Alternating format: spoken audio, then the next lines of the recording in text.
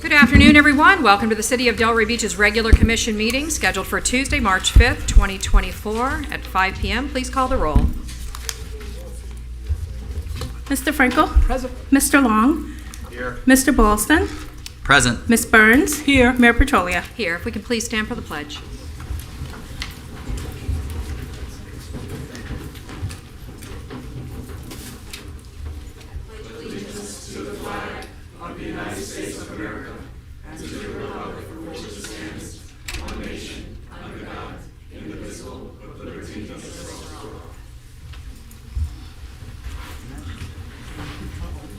Okay, we're at agenda approval. Any additions, alterations, anything down on this end? Anything from here? Any changes to the agenda? No? All right, I have a couple that I wanted to just do because for purposes, I'll let you know. 6S2 and 6S3. So we'll make those 7AA and 7BB. And they'll be quick, just important for the public. All right, moving on. Oh, I'm sorry. Entertain a motion as amended. Motion to approve the agenda as amended. Second. Okay, call the roll, please. Mr. Long? Yes. Mr. Ballston? Yes. Ms. Burns? Yes. Mayor Petrolia? Yes. Mr. Frankel? Yes. All right.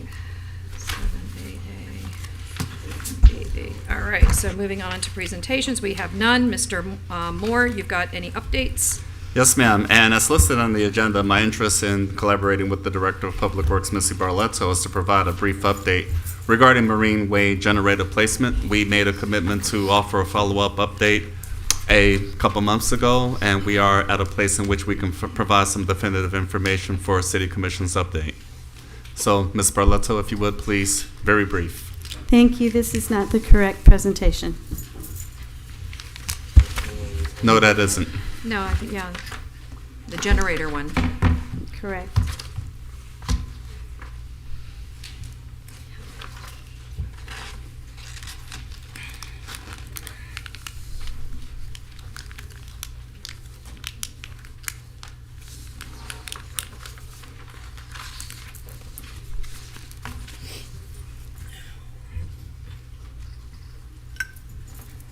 It's the one at the very top.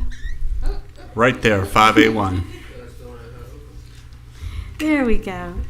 Okay, so I wanted to give you an update on the generator placement for the Marine Way project. This project is currently on the street right now for soliciting invitations to bid the construction of this project.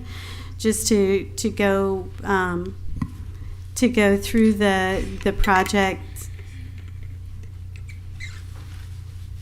very quickly. So this is the main portion of the project where the seawall will happen. The generator that is in question will be going on the city marina side. After as you know, we've done extensive public outreach on this project. One of the major concerns that was expressed to city staff during the presentation of the design for the stormwater pump station and city marina was the placement of the very large generator enclosure that adjacent residents were concerned would be blocking their views of the waterway. And so if you take a look at this particular artist rendering, you're looking east toward the Intracoastal Waterway along Southeast 2nd Street. You can see at the end where the street takes a curve, the dock tenders building is there on the left side. The taller building to the right side of that looks similar with the green roof, and that the top of what you see there is the top of a doorway that leads inside of the generator enclosure. That is the view from Southeast 2nd Street. As you can see, it's not directly across from any residential properties. It's not blocking the view of anyone except for someone driving down the street. This gives you an aerial view of exactly where that generator enclosure is located on the property. It is there on the very southern end of the city marina property. It is a cement wall building. There is actually no roof on the building, but there is, at the request of the Historic Preservation Board, we've designed a roof facade to go around the outside of it to make it have the appearance of being a similar building to the dock tenders building. The rendering that we have here is not the final design for that. We will be working to make that design more aesthetically pleasing and to fit in with the historic nature of the neighborhood.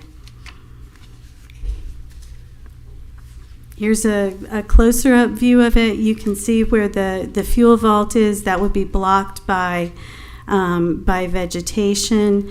Behind those kind of sickly looking plants right there, they'll be prettier, I promise.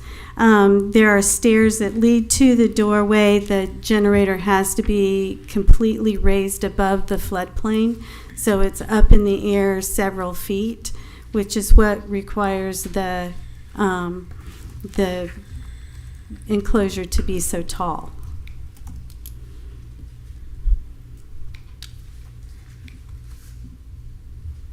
And I guess I had one more slide there, but I guess it did not make it into the presentation that got forwarded. Either that or it's just not.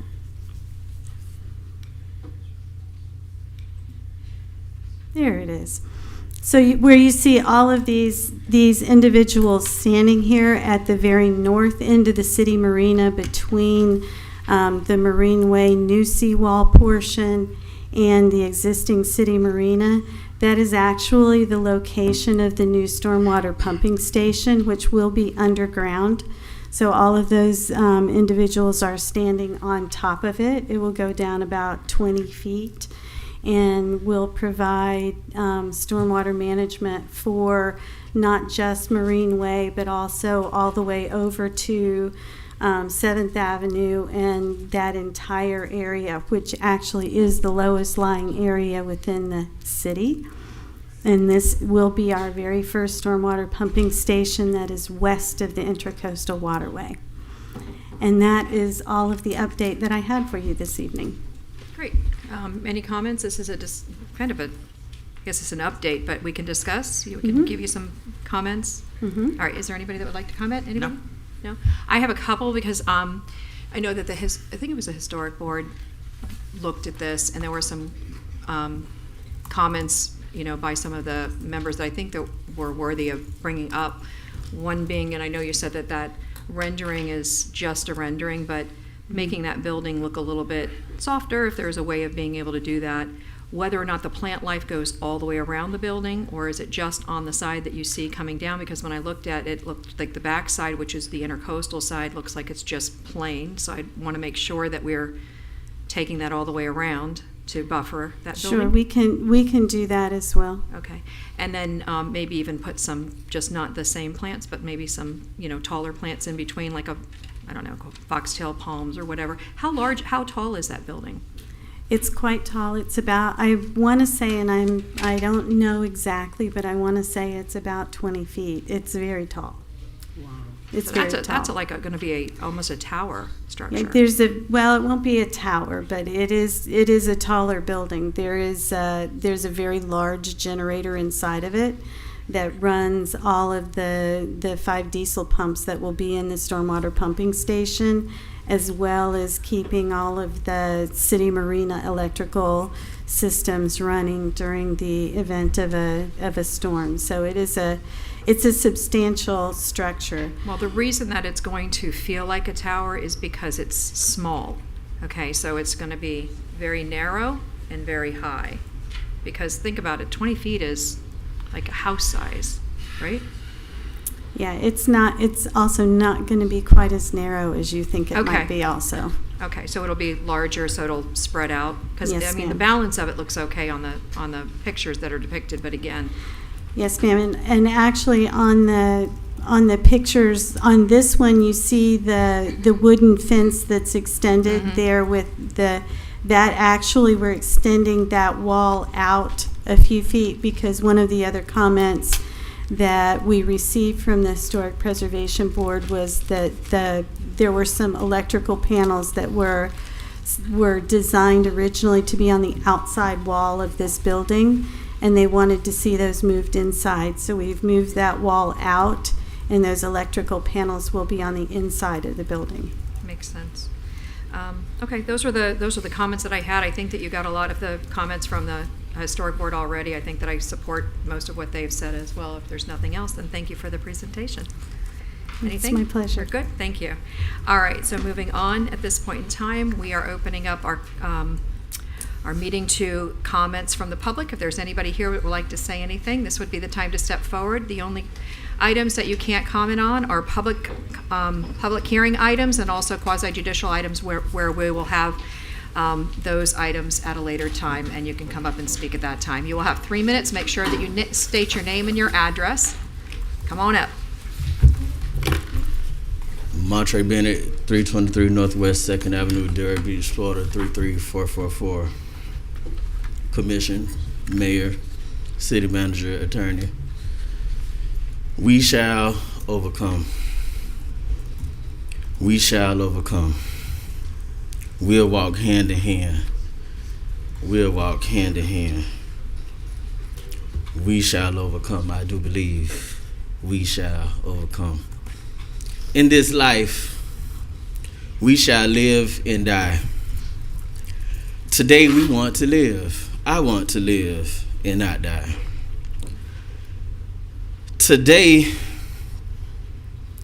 I want to live first by not removing history. Keeping it alive in records, make sure history is not repeated. Today, I want to live and breathe truth in my life. So I speak truth today. Because this history is written. And we cannot continue in a manner as we are different. If you look at life, color barriers should have never even been made an issue. Trust me, once I seen life beyond the physical and gained more understanding of the spiritual, the more I see life is way more than this barrier of color. This barrier of racism has to die. Today, freedom is welcome. Freedom is welcome in all means of living. Freedom is being ushered in. Freedom is for the people, all the people who desires it. Everyone don't desire freedom. Everybody don't want it. But I speak up for those who do want it. Today, I speak up for those who want freedom. Freedom to be, freedom to love, freedom to give, freedom to bond, freedom to hold, freedom to be accountable, freedom to love, freedom to breathe. Can we have these last 30 seconds, 20 seconds? Can y'all just breathe with me? Breathe in freedom. Breathe out liberated. Freedom, liberated. Derry liberated.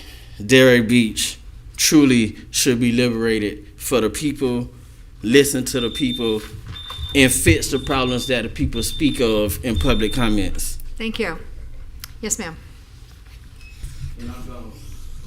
That's hard to follow. We're just coming up for air at the Winnie Edwards, 60 Venetian Drive, Delray Beach, and Delray Beach Historical Society. On behalf of our board, we have two board members here tonight, Joyce DeMoose and John Miller, and my co-partner at the Historical Society, Kaylee Howard, our archivist, and we wanted to thank you tonight for completing the CIP projects on the Delray Beach Historical Society campus. everybody here in this room had a lot to do with making that happen, and we're so appreciative. It was a really long, hot, and complicated summer. And Bob Diaz in the Public Works Department, I know he's not here tonight, but he worked tirelessly with us this summer to keep the projects on track. He was always available, and he showed great care and consideration throughout the whole summer, and we're so grateful. The new floors in the bungalow and the windows in Caisson Cottage have brought new life to our historic cottages. And when I say our, I mean collectively our. You own those cottages. Years in the making, your leadership in prioritizing these historic preservation projects should be applauded. And thank you for your advocacy and for approving the projects. And in turn, we will continue to fulfill our mission and serve Delray Beach. So thank you. Last week, we were able to open up our two brand new exhibits, 1950s and 1960s, in these two cottages, and they were both sound, safe, and beautiful.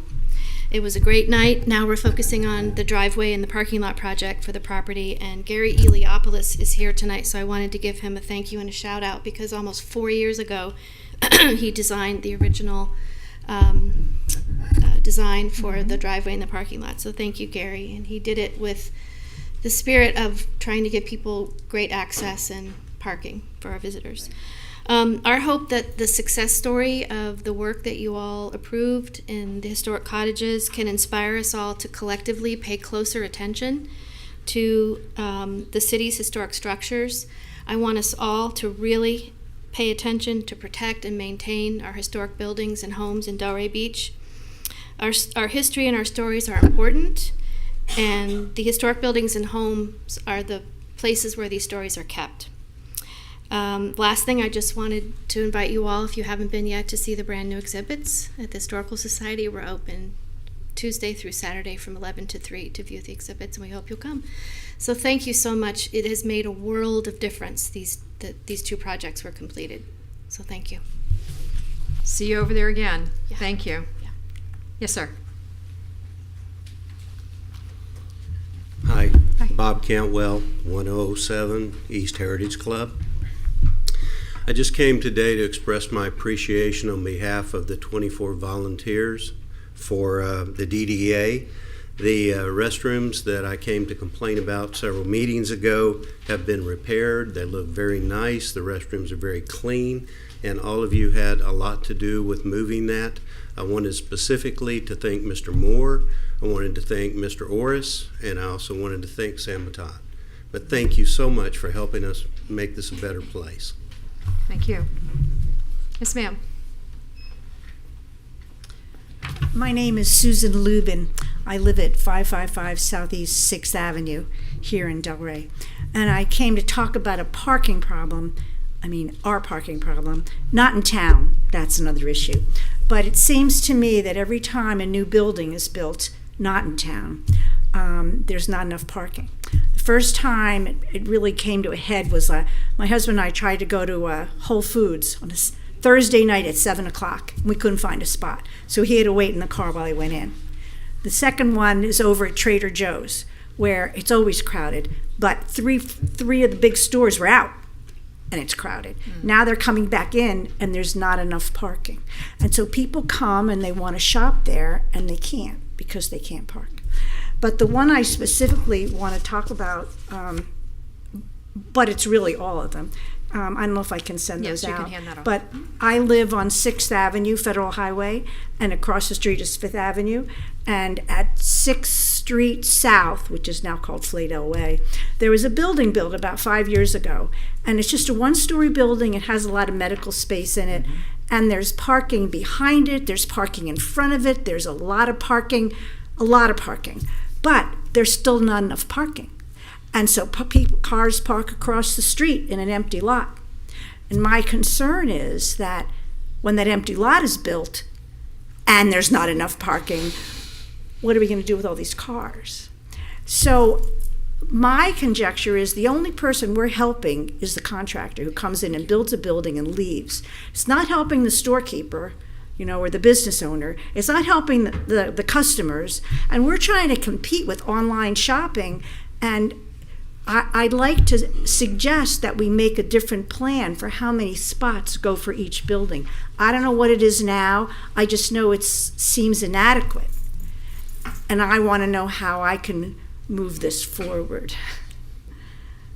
So how do I go from here? Does anyone have a suggestion for me? We don't communicate, we just listen to your comments here, but we hear you, and so we'll discuss it, but you can contact each of us on our emails and we'll respond to that. Thank you. Okay? Thank you very much. Thank you for coming in and telling us. Thank you. Yes, sir. And if you'd like your pictures back, ma'am? Oh, no, you can keep Okay, all right, thank you. Hello, Yes, sir. my name is Robert Manford. I live at 3712 South Lancewood Place, Delray 33445. I'm here sort of on a related issue. I've been living in Delray since 1994, when they called it Delray, before they had any of this valet parking. And I do a lot of programming at the Starbucks, the one that still exists in town. And I have an issue with there and down by the beach across from Boston's, where they have, since I have a motorcycle, I have 2 motorcycles. And many times I come into town, I know it's the weekend, and I decide, okay, I'll take my motorcycle because it's easier to find the parking spot, hopefully. And I would usually park by Johnny Brown's and or in front of the Starbucks. I have an issue with somebody who, down across from the sandbar, Boston's on the beach, excuse me, it says scooter parking only. Now, motorcycles have been parking there for years, and so one day I had my motorcycle there, and recently, and this guy comes along and says, "Bob, do the right thing. Can't you read the sign? You know, do the right thing." So this guy happens to go back and forth past the beach like about 50 times a day. He lives nearby. I know his name, but one way or another, he's being a sort of a thorn in my side, a stickler. And so what happened is I came down to City Hall last week. They told me I had to go to the zoning. So I went to the zoning, very nice people there. I spoke to, I think it was a Chris, and he explained to me that there was no problem parking my motorcycle either in front of the Starbucks or down by the beach. But this particular person's not going to believe me if I tell him, unless, and so what I would like is a sign change that says motorcycle/scooter parking only. Now, this person who I spoke to from zoning said in front of Starbucks he wanted to get those little tiny yellow flexible things, because a lot of times a golf cart will come and they'll park and take up 3 of the motorcycle spots. And it's only when it's crowded that I pull up that I see this, golf cart parked there, and I say, WTF, excuse my French, why does this guy have his golf cart parked here? And I wish there was a code enforcement, there's never a code enforcement person around when you really need one. So this my issue is I just wish there would be a sign placed in front of the Starbucks and over down by the beach, and perhaps even taking away 1 or 2 more of the parking spots and putting a couple of more spots for motorcycles. And the reasoning being is you can get 3 motorcycles in 1 car spot. Sure.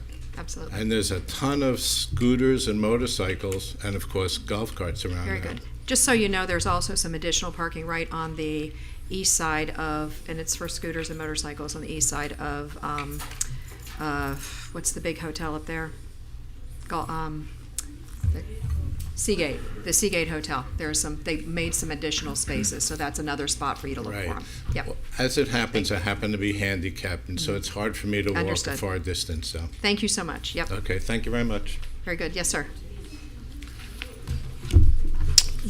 Commission, Mayor, City Manager. My name is Chuck Ridley. I reside at 210 Northwest 2nd Avenue. In late 1800s, Black residents came to Delray for an opportunity to own land and own businesses. These early settlers created a self-sufficient neighborhood with schools, churches, stores, and civic organizations.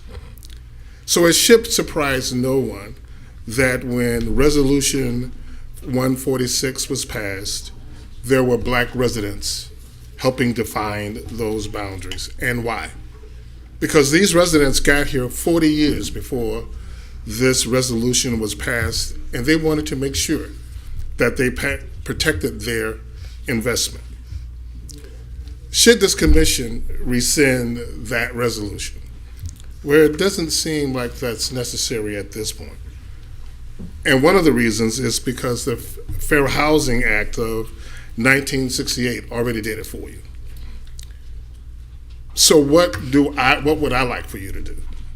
One is I want you to own that at one point in Delray's history, our city government voted to participate in racial apartheid and Jim Crow segregation. I want you to acknowledge that that resolution helped create economic and social disadvantage for black residents and created considerable wealth for white residents. I want you to own that the racial structures that I want you to acknowledge that strategic or structural racism is not a thing of the past. That the fact that government bodies no longer can legally discriminate does not mean institutional racism has ended. I want you to embrace that there's an obligation from this commission to work with our community to find a way to end the legacy of racism here in Delray Beach. Let's use this now as a moment to reimagine Delray. Let's use this as a moment to challenge long-standing perceptions about racial equity and what it is and what it is not. Let's also use this as a moment to work collectively to join in this work together, to build a Delray that's for the many and not just a few. And in the name of the revolutionists whose shoulders I stand on, boom shakalaka. Thank you. Yes, ma'am. Kristen Cox. Good evening, everyone. I am addressing the item, the discussion on the repeal of Resolution 146.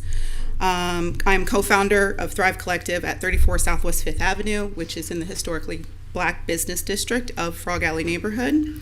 Also want to note that we have had no lights on Southwest 5th Avenue for months. I worked for the Delray Beach CRA from 2011 to 2019 in many roles, but all focused here in the set. Not being from or living here, I started at the CRA as a student of the city's history, and specifically of the set. I pulled studies, reports, and plans from closets and shelves at the CRA and from the city's archives. I went to community meetings and tables set by residents to listen to the stories, experiences, and the vision of the people of the set.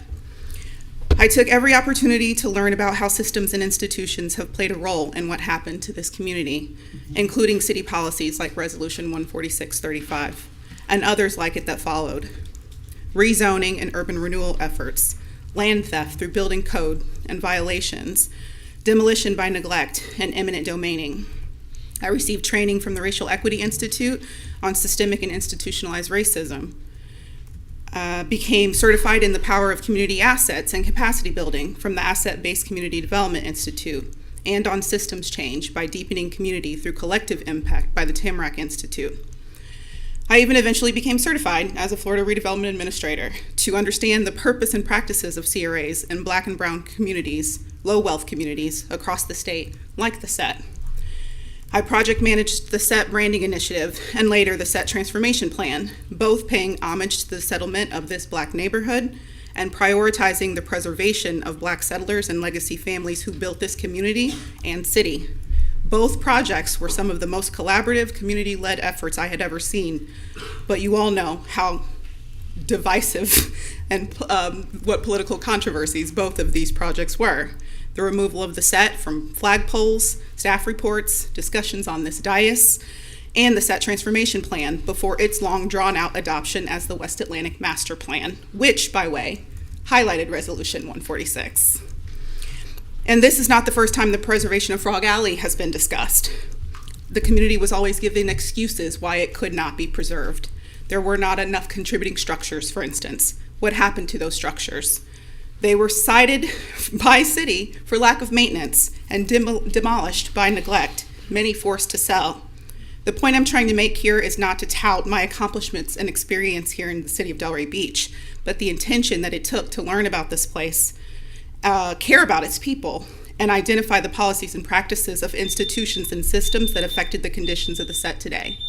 So my ask is to staff to learn, to care, to listen, and move forward, emerging from the past, what we've learned and what we need to do.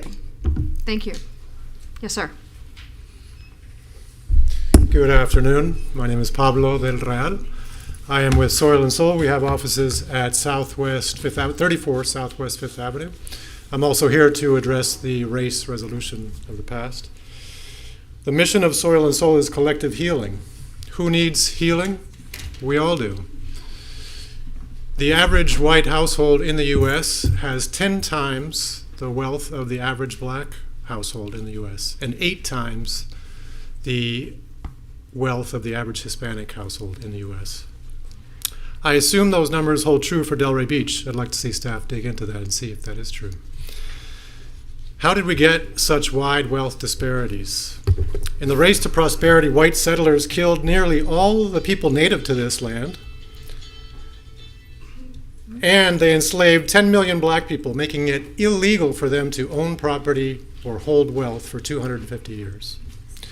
Stolen land and free enforced labor made white households the wealthiest households hundreds of years ago. Is it any surprise that they still are today? The wealth gaps I cited are not natural. They were created by ignorance, hatred, and greed. On a small scale, Soil and Soul has begun to address these unnatural wealth gaps in Delray Beach through compassionate finance. Traditional finance is a numbers game: credit score, monthly income, and net worth. The lower your numbers, the lower your power, and the more precarious your health and well-being. In contrast to traditional finance, compassionate finance brings mercy to money for people with low wealth and people of color. Soil and Soul has 2 compassionate finance programs in Delray Beach. Freedom Fund is one, and Mindfulness Dividend is number 2. Freedom Fund is a pool of commonwealth made available to Soil and Soul members in the form of no-interest loans. To date, we've made 14 loans at around $100,000 with 0% interest for the duration of the loan. Mindfulness Dividend provides a monthly solidarity payment to heal inequity due to these unnatural wealth gaps. Every month, we distribute $6,000 in mindfulness dividends to families with school-age children in Delray Beach. With regard to Resolution 146, I applaud you for discussing the city's racist history. We might not like our history, but we inherited it, and we can repair it. I invite you to join Soil and Soul in repairing the harm done by racist policies. Help us make the race to prosperity a collective endeavor and not a racist race. Because I ask you again, who needs healing? We all do. Thank you. Thank you. Yes, ma'am. Commissioners, hi, Sarah Selnik. I live at 1700 Northwest 2nd Ave, and I'm co-founder and partner of Thrive Collective and a former trainer at the Racial Equity Institute. I'm here to speak on the same topic. In 1935, Delray Beach's City Council adopted Resolution 14635, designating the set as the Negro Area or Settlement. With Ordinance 209, Delray Beach became a sundown town and required its black residents to be on the right side of Swinton at sundown. Segregation, redlining, extending 95 through the black community, expansion of downtown through neighborhoods, the war on drugs, urban renewal, general divestment contributed greatly to the degradation of this once thriving community of pioneers of color. Oppression and resulting disparities of residents of the set, advantages for the city and a select few, were structured, intentional, and exist today. It's no coincidence that the set also makes up the majority of Delray Beach's vulnerable footprint. Rescinding Resolution 14635 does nothing to repair harm done to residents. It instead makes it easier to blame people rather than failed policy for creating the conditions community members are working together to mitigate. Here is some of the repair already happening. An extensive amount of historical research has been done. These policies are not surprising or newly uncovered. Stories have been and continue to be collected and are on display at the Spady Museum right now in the Williams Cottage. Community assets have been mapped so that they may be recognized, invested in, and shared. A significant investment in collective healing has been made, including efforts to redistribute wealth. There has been lots of time spent learning from each other and additional justice-minded organizations. We are collectivizing around legacy housing preservation, small business development, education, and civic engagement. We are developing community assets. We even have preliminary concepts for a commemorative park already designed with an award-winning architect, Jermaine Barnes. We are acquiring the SET community and its partners are more than prepared to take the lead here and decide what comes next. Instead of asking that we join you, join us. In my work, I have come to learn it's important to leave our ugly past on the books. Rescinding does nothing but make it harder to find and tell the truth. Instead, we encourage the commission, staff, and all residents of Delray Beach to focus on the repair. Evanston, Asheville, Providence, Chicago, and San Francisco have issued formal apologies and are attempting to make things right in a myriad of ways. I hope to see Delray Beach added to that list. This is not just a matter of justice, it's a matter of obligation. We cannot undo the past, but we can take meaningful action to address its legacy. A good place to start and not end would be a formal apology from the city. A much larger commitment will be necessary to truly stand in solidarity for a loving and just Delray Beach. Thank you. Thank you. Yes, ma'am. That's for you. Good afternoon. I'm Deborah Walker, 1312 Northwest 2nd Street, Delray, the same topic. The Racial Equity Institute has the honor of having worked in the West Palm Beach and Delray Beach area for over 10 years. We have trained hundreds of residents, leaders, activists, and organizers, teaching through rigorous studies and objective historical fact about the structural arrangement that produces the documented racial disparities existing in our nation. REI focuses on the root causes of disparity and injustice, the focus of which is institutional and systematic. We do not seek to stereotype, divide, or scapegoat, but to demonstrate when these things occur in our society, they are reactively addressing symptoms, not root causes of why neighborhoods look like the set, look the way they do today.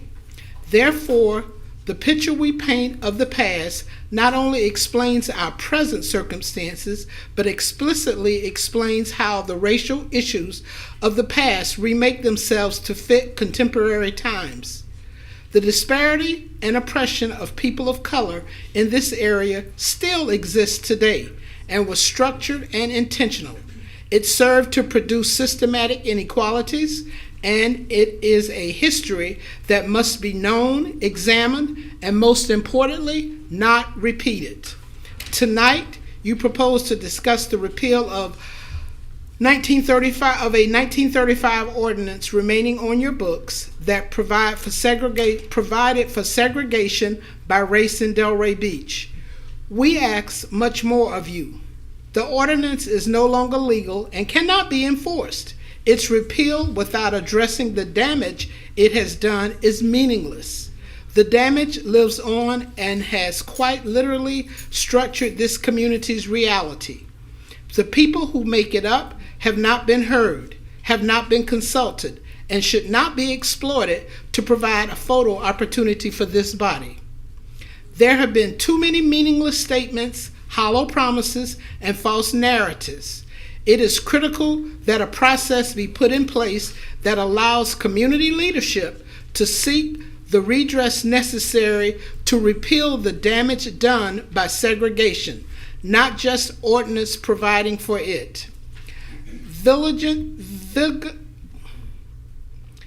Vigilance, commitment, and analysis are required of you, for your vision, like most, is incomplete. The community you serve can complete it and must lead the effort to address the legacy of racism and oppression and end the continued harm. The true healing can only occur when justice is done. Thank you, ma'am. Yes, ma'am. Yes, hello, Miss Pauline Moody. And, okay, I'm not here as something from the past. 1935, I heard. I was born in 1972. Moving up to the realities of now, racism is always brought here with a lot of these blacks.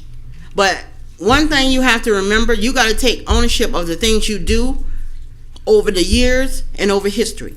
Chuck really got up here, but what he did not acknowledge was how his drug problem, he used black kids to have fun from their jobs. The police could have arrested him. They had plenty of proof, but he didn't do it. This is part of a nasty problem that Spady ain't gonna tell you about. I don't approve of anybody coming in here. If you want to move forward, acknowledge what you did and work with whites and blacks and Spanish, anybody else, okay? You all are one. Delray was a mess. None of you lived back then. Some of you might have, but the ones who were born, come on, think about it. In this city, we have too many problems with too much building. The grounds are not draining. We have a new marina project that you want to build, and we do need lifts. But 10th Street doesn't drain. All the construction over there, we have sidewalks that dug up. Nobody knows where they are anymore. You got people in this city, businesses, they're not legit. Miss Pauline Moody has been out there on living at a bus stop, homeless, and ain't none of these black folks come out there and say, hey, do you need a blanket? Are you cold? No. They didn't even come out. I didn't see none of you all, but I didn't cry. Adam was my boyfriend at one time. I dumped him. He didn't come out when he was at the commission meeting. But you know, it is what it is. But I don't hate him. I don't blame him for racism. Now, I just take it as it is. I don't forget. And also, now, my second thing I'm bringing up, where we have our election coming up. We have a situation where a campaign, I'm entering this photo so you guys can see it. A couple of campaigns, this man worked on your campaign, Mr. Long, and we have a problem. He has been attacking me, trying to cause problems for election people because I'm a person that really, really can't get certain people elected if I'm still out there. But he wore your t-shirt when you got elected. That's why you didn't pay attention to who you hired. But I would have told you last time, but he was you didn't know, but he was here. He worked with you. Mr. Moore was not here, but enter that in the record. But yes, we have a situation. And I wanted to bring it up because we have a large number of people that are helping on your campaigns out there. And you need to be very, very careful because anybody tampering with me is going to have a problem. So thank you. Thank you, Ms. Moody. Yes, ma'am. Joy Howell, 25 Northwest 24th Court. I wanted to talk a little bit today about an area I think we have a lot of agreement on, and that's trees.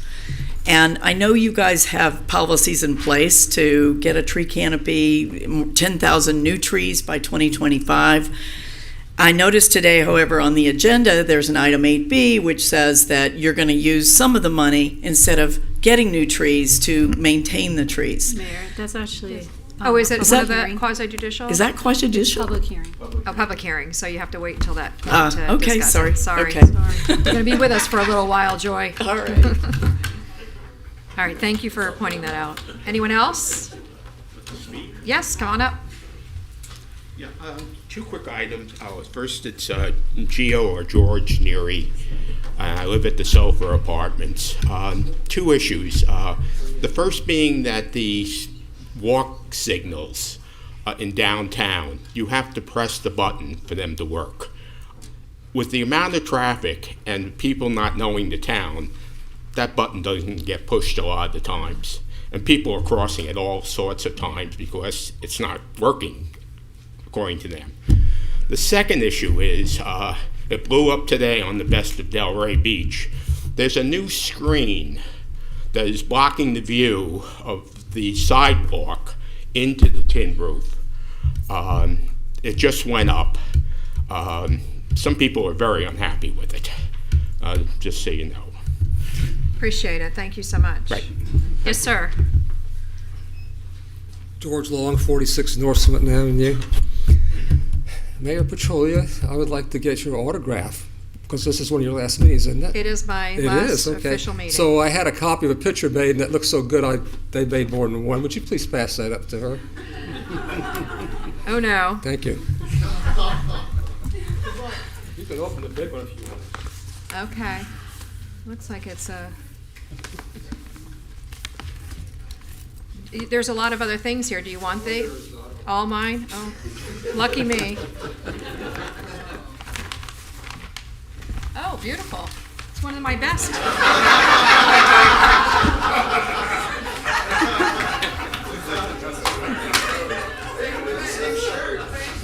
I will happily autograph that for you. It's one of my favorites. I don't know how you found that. It looks like the same dress almost. Yeah, I think it is the same. You want to hold it up? I'll hold it up. Sure.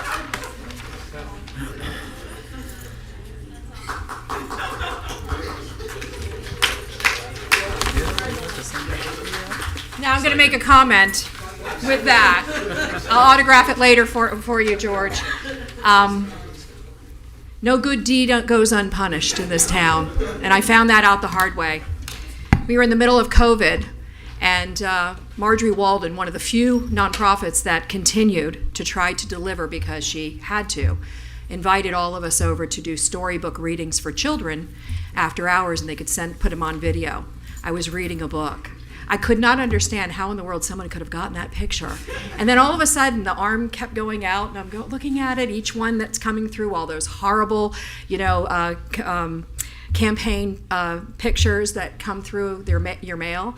And finally, I realized, oh my gosh, that was when I did that reading, and I was making faces for the kids online as I was reading about the terrible this or that coming at them, and that's how they got that picture. But anyway, it's still a good likeness of me. My kids know it anyway. Very well. Thank you. Anyone else? That's it? Well, thank you so much. That was entertaining and also very informative. Thank you all. All right, so what we will do is close the public comment, get a consent agenda approval. Motion with the changes, please. Yep. Motion to approve the consent agenda as amended. Second. Okay. Call the roll, please. Mr. Boylston? Yes. Ms. Burns? Yes. Mayor Petrolia? Yes. Mr. Frankel? Yes. Mr. Long? Yes. All right, and we are going to move on to our regular agenda. And we're going to start with the two that I pulled. First one's 7AA, which is 6S2. This is approval of resolution number 44-24. And this has to do with the award agreement for the T2 systems. And I don't know who would be answering that. Oh, Missy. All right. So I wanted to bring this to your attention because I have not been in the parking lot until just recently. We had, I guess, the cars, the show, and I was driving through. That's the T2 system, correct, that we're doing here? The T2 system are the parking meters. Oh, okay. Yes. All right. Then this is something different. I thought this was the ones that were directing people in.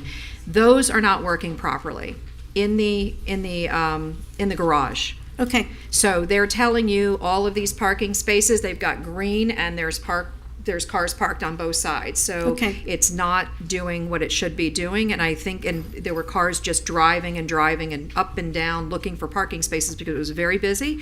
And it said that we had like 40 spaces available.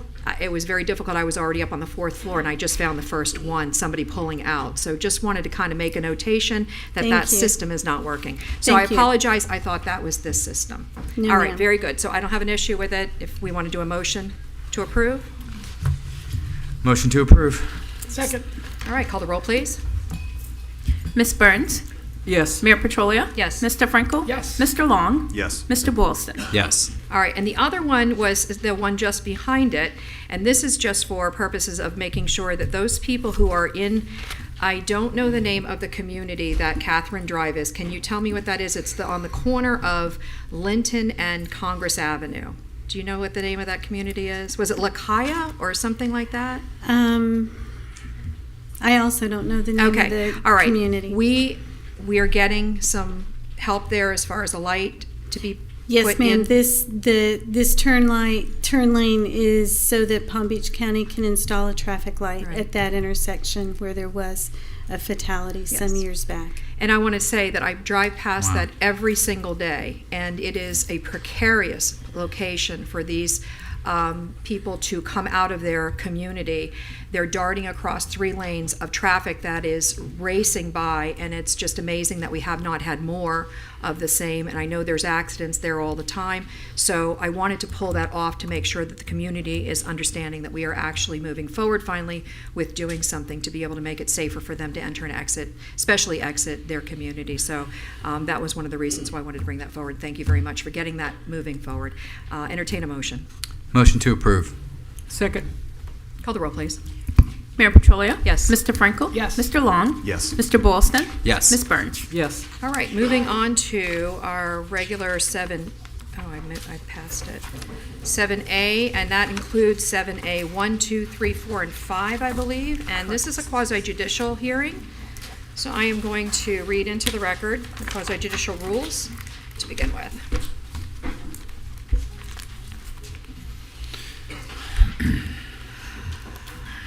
This hearing shall be conducted in accordance with quasi-judicial rules. The applicant and the city shall be allowed 15 minutes each to speak their case.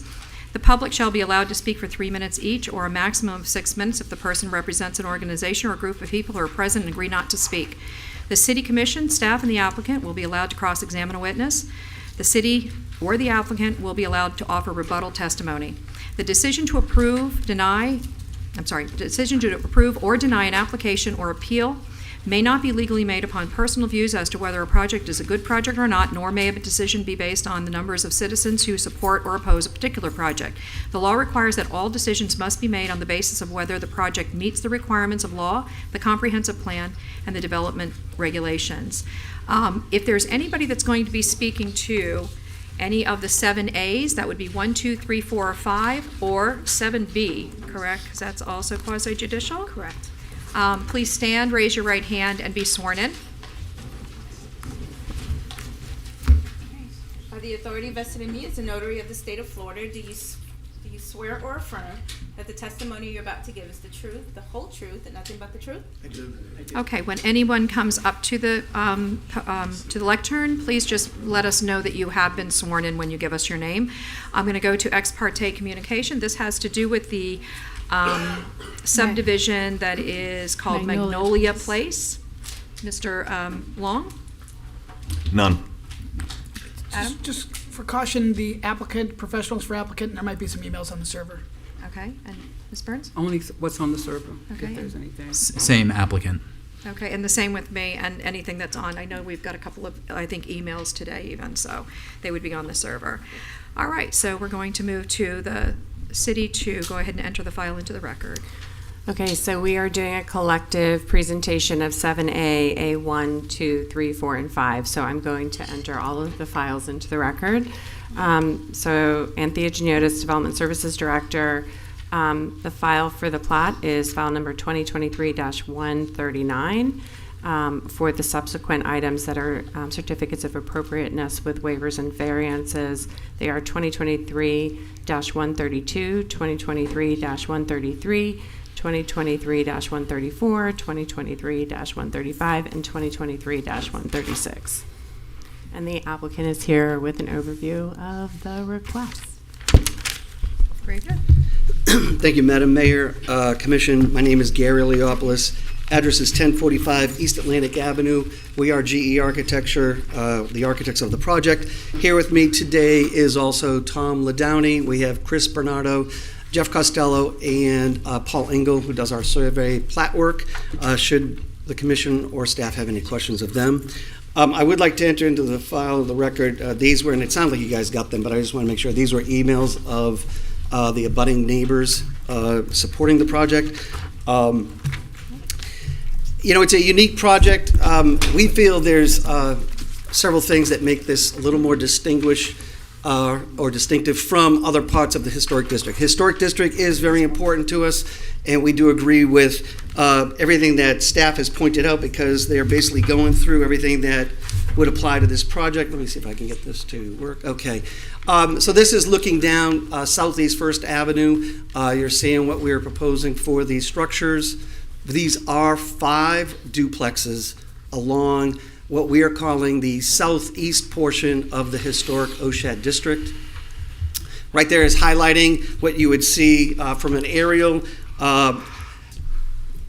It's kind of important when you look at, you're dealing in our historic structures, we are showing in the dashed line the boundaries of the district. You're seeing where we're located. One of the things that you will be hearing tonight is that we are asking for 4 variances and a waiver, and these apply for these different lots. A bulk of them are actually for pools. These are splash pools. They are obviously below grade, if you will. You don't see them. But one of the other things that you deal with is you've got to look at our location and you start talking about where are we asking relief from. Well, a lot of times when you're dealing with historic districts, you're talking about the structures that are either on the street, what we call streetscape, and you talk about frontage. What are you fronting? When you go to certain areas of Delray Beach, you know they're special. When you drive down to Bankers Row, you know that's a very special area. Even certain parts of Swinton, you talk about Nassau. All of those are very special, and I get that. When you go down Southeast First, and I don't mean to be disrespectful to anybody who happens to live there, you don't feel you're in a special district. We know this area has changed over time. When you start looking at this, another area that you're dealing with, you're talking about the blue section, which is east of us. That is the CBD. A lot of people don't want us to even talk about that. Design and Planning 101 is talking about transition from where you are. We are the transition into the historic district from the CBD. These buildings are all 4 or 5 stories high. That's what we're facing. A lot of the relief we're asking for is actually on that side that you face. The relief you really want to be looking for is on the back side, which is the west side, which is the alley. Now, our property is the red triangle down at the bottom. That whole portion right there is our block. Now, you do see a yellow striped section with blue. That's actually Oshad with CBD overlay. So within our block, you actually, I believe it is Sunday Village, they actually will be able to build a structure. I'm not sure what they're proposing, but it would be in the range of 3 to 4 stories high, and that's in our same block. We're 2 stories. One of the things you're also going to be looking at, some of the relief that we're requesting would not be required if it was an office building or mixed use. We are proposing residential. We do feel that these structures are special and unique in the sense they do look like single-family residence, but they actually do have 2 sides, and the side that we are giving relief is actually on the historic side of the alley where we do abut historic structures. Another overview, what we're talking about, when I talk about the buildings to the east, that's what we are actually facing. Along the north side, you do see Sunday Village. That is just an outline of potentially what can be built there. Just south of that is a parking, well, I believe it's a lot that's reserved for parking for Social on the Ave, which is basically on Swinton. And then we have a 1-story fourplex that's next door to us. It's the alley side that you actually, well, I'll take it back. Let me go back through here. These are 3 structures we are proposing to have knocked down that are on our property. This one's along Southeast 2nd Avenue. It is a duplex, ranch duplex, if you will. You got another duplex in the middle, which is more traditional, where you have a unit on the north side and one on the south side, parking in the front. Along the north side of the property, this appears to be, it was a single-family home at one time. The north portion looks like it might have been the garage and somebody converted it into an apartment. This is looking at the alley. So recently, I believe, on the west side of us, there's an architect's office that got approved. They're wrapping up their renovation right now. As you go up the alley, you're going to see that we have multifamily that's just also adjacent to us. One of the things that we are doing with our alley is that we are having more space with our buildings versus the west side. There's a duplex right there that you have. And then you start looking at these. These are the same images, if you will, but different views. We do have one residential structure that we are abutting with our project, which is the one that's on, if you look at this right picture, it is on the left side. That building is actually approximately 100 feet away from our building. We go to the second floor, we have our setbacks, it actually puts it at 112. These 3 structures actually contribute to the historic district. They are contributing. We actually do have support from them. And those are in the emails that we handed out. Okay, so going around the block, this is the architect's office that just got renovated. We do have support from them. We do have this multifamily apartment complex that is directly west of us. You also have a traditional duplex that is, again, you have all your parking on the street, and you basically have a unit on the south side and north side. This is that contributing historic structure that we do have support from. You also have a contributing structure that's commercial. Again, we have support from them. We have another commercial property right here, contributing structure. And then you have another traditional duplex, which is, I believe, non-contributing. Those last couple of projects actually do not abut our property. There's that Sunday Village block that we're talking about. We're obviously just showing an outline of what potentially could be there. This is where we start talking about the streetscape. You start coming down Southeast First Avenue, and you talk about what's on our street. Right next to this is actually the vacant lot. Next to that is the existing fourplex. This fourplex was renovated several years ago. I do believe that's still considered non-contributing. And then you start looking across the street. This is what we are facing. Again, this is where I feel we are making a transition into the historic district, creating a buffer, creating a protective barrier, if you will. All right, so here's our site plan. We went back and forth with staff, worked on our site plan. Along the top of the slide, you're seeing 2.5 feet that will be dedicated to public right-of-way for the alley, so the alley will get wider. When you look at the architect's office that's on the west side of us, that portion of the alley is 20 feet wide. What I want you to do is see our 10-foot rear setbacks. These are the rear setbacks on the alley. As you can see, we are not on those setbacks. Matter of fact, let me make it quite clear. We conform to all the setbacks. We actually exceed the setbacks in that we're not encroaching on them. Our building heights are actually 3 to 5 feet below the maximum of 35 feet. So when you look at these buildings, they are smaller than what you would realize. When you start realizing what we have for our side interior setbacks, it's 7'6" and 7'6". It's 15. As it goes up to the second floor, you're going to see in our renderings, we have porches everywhere where it starts to expand and widen on the second floor from anywhere from 15 to 20 to 25 feet apart. One of the things that we're doing is we're providing a sidewalk in the alley. I think everybody should be able to consider looking at alleys differently. Alleys do not have to be just for service vehicles. They actually can be pleasant to walk down, and why not make this one special? Because we are abutting historic structures. So we have our sidewalk. This is going to be important in our overall scheme because the sidewalks are actually being designed for the fire trucks should they have to service these alleys. One of the things you're going to hear tonight is that we are requesting relief from our swimming pools. Folks, these are splash pools, if you will. I'd like to say that they're very large, but they're not. One of the things when you look at setbacks on pools, you look at how they are respectful to the neighbors. In our case, all our pools are alternating. Even within our own project, they don't come next to each other. The only one that is next to our property line is the one on the north side, and that's next to the fourplex, which has a very large pool. We don't believe that ours would ever cause any kind of disruption with our abutting neighbors. When you look at our front setbacks, we exceed 25 feet. We have to be 25 feet. We're 25 plus. Look at the rear. Lot 1 is on the south side. That's the closest one at 18.6, and from there it's 20 plus feet all the way up. When you look at our second floors, we exceed another 10 to 12 feet with all our setbacks. Right there, we just shot in some red lines. So lots 2 through 5, the fire department requested emergency access to the rear units. Their concern was they didn't want ladder trucks going up in the alley and getting stuck in the alley, so we provided these access ways. One of the things you should be looking at when you're looking at projects that are asking for relief is what do they bring to the table. These buildings all are going to be fire sprinkled. It's not required by code. We already decided that that back sidewalk's going to be designed for fire trucks. Clearly, we're trying to work with everybody to make this a superior project. Right here you are seeing the entrance to the alley. This is lot 1 that's on the right-hand side there, and you're seeing the architect's office. Right here, you're seeing where a 10-foot setback line is, and you're seeing how we're further back. Again, when you look at what we're asking for tonight, besides swimming pools, there is the lot coverage, but the balance of the other side is where we're asking the relief. We don't have to have relief on this side, except for those pools. So I think that's important when you're looking at this area here. We're going to go quickly through, because I know you have a lot of stuff on the agenda with these things, our floor plans. We do think that these floor plans are laid out for what we call downtown living and single family. I think that the important part when we look at is when you're talking about lot coverage, it's important to understand that covered porches, things like that actually count towards the lot coverage.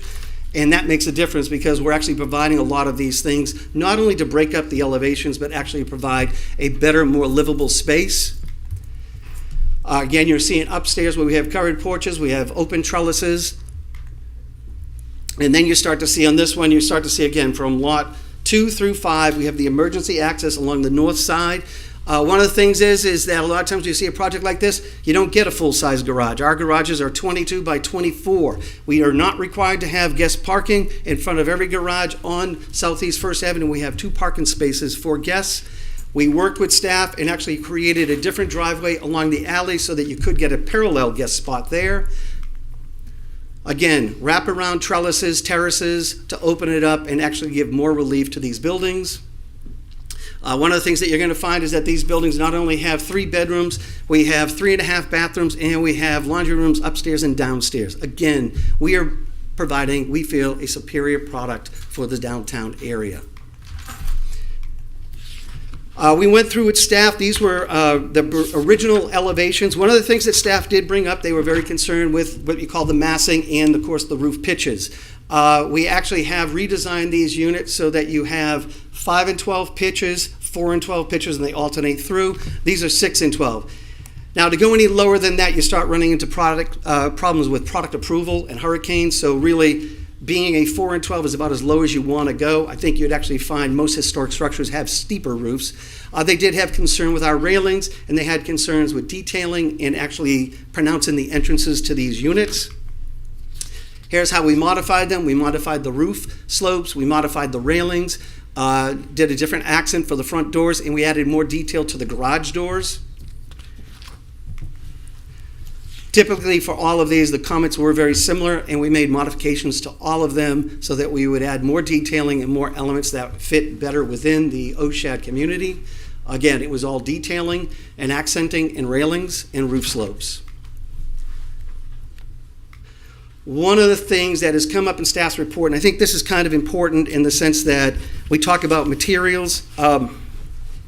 I believe the Secretary of Interior states the uses of authentic materials guarantees the longevity and authenticities of the district. What I want you to understand is we are calling out for materials that we feel are more appropriate. We are in the tropics. We're in an environment where there's moisture and there's subterranean termites. One of the things that we are talking about is a product called Borel and Azac. Here they are. This one I'm going to tell you right now is wood. This one is Azac, okay? It does have a pattern on one side or it's smooth. If you turn that around, if we could please pass that out, I would tell you you're not going to be able to tell the difference. The fact is this, when you have small elements on wood columns or garage doors and they're exposed to this weather, they're going to rot. We need to have other products. We need to be looking at these things. There was a time in Delray Beach where you could only have wood windows. Old School Square was falling apart. Finally, we've agreed that we can go to aluminum windows. This is the time to start thinking about different products so that staff can consider them for this adaptive use in this climate that we're in. Again, here's looking down the alley. We're trying to change the image of our alley, and this is lot 1. You're seeing the porches, you're seeing the trellises. We're going to have lampposts, sidewalks, everything to make you feel more comfortable going down an alley that faces historic structures. One of the reliefs that we will be looking for tonight is what they call the building height plane. So what happens is this, you go to the front of the property, you do an angle, you shoot it up, it's a 2-to-1 ratio. As that building on the second floor encroaches into it, that's the relief we're looking at. What we're dealing with is on our buildings, we're talking about 31 feet setback. We will be projecting into this between 4 to 7 feet. Again, this is relief from the condos. It's not relief from the alley side. On the alley side, we have these same things occurring, so we're actually giving relief to the alley where the historic structures are. So here you're seeing basically 37 feet before we project into that plane. Another one, 37.2, basically still well beyond the street. Now what happens is this, we went around, we started looking at historic structures. I mentioned Bankers Row because it's so important. Bankers Row is all 2-story on the west side, 1-story bungalows on the east side. So what happens is this, you see where they are, they're basically 26 feet off of the street and they project in. When you go down there, you do not feel, is that the end of ours? That's why I gave you the wood back.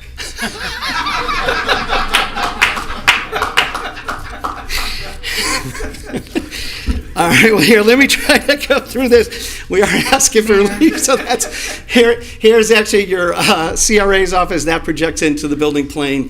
You've got more on Bankers Row that actually all project into the building plane. Our buildings right here, we could get out of the building plane and you can go 3 stories on the alley side. I think that'd be the most disrespectful thing we could ever do to those structures that are west of us. Here's where we're asking for relief. There's where you got the high rises. These are the buildings that were plus 25 feet off of the street. When you look at these buildings, they're all 5 feet off the property line. Basically, here's the middle of our structures. Compatibility, we went through the entire district looking at different materials, different features, all of which we are picking from the OSHAD district. This is one that's over at the Sunday Village of Queen Anne.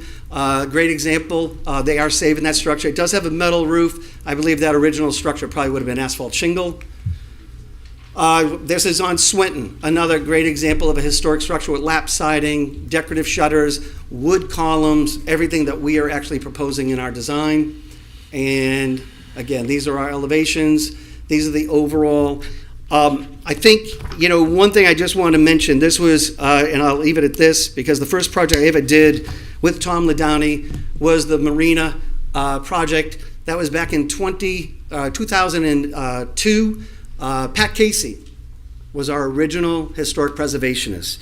So what Pat was talking about, we presented a project that met all the code. She didn't like it. She said, here's the thing, and Tom had said it's his first project, he doesn't want any waivers or variances. But she said the purpose of waivers and variances are for adaptive redevelopment use of the land and regulations.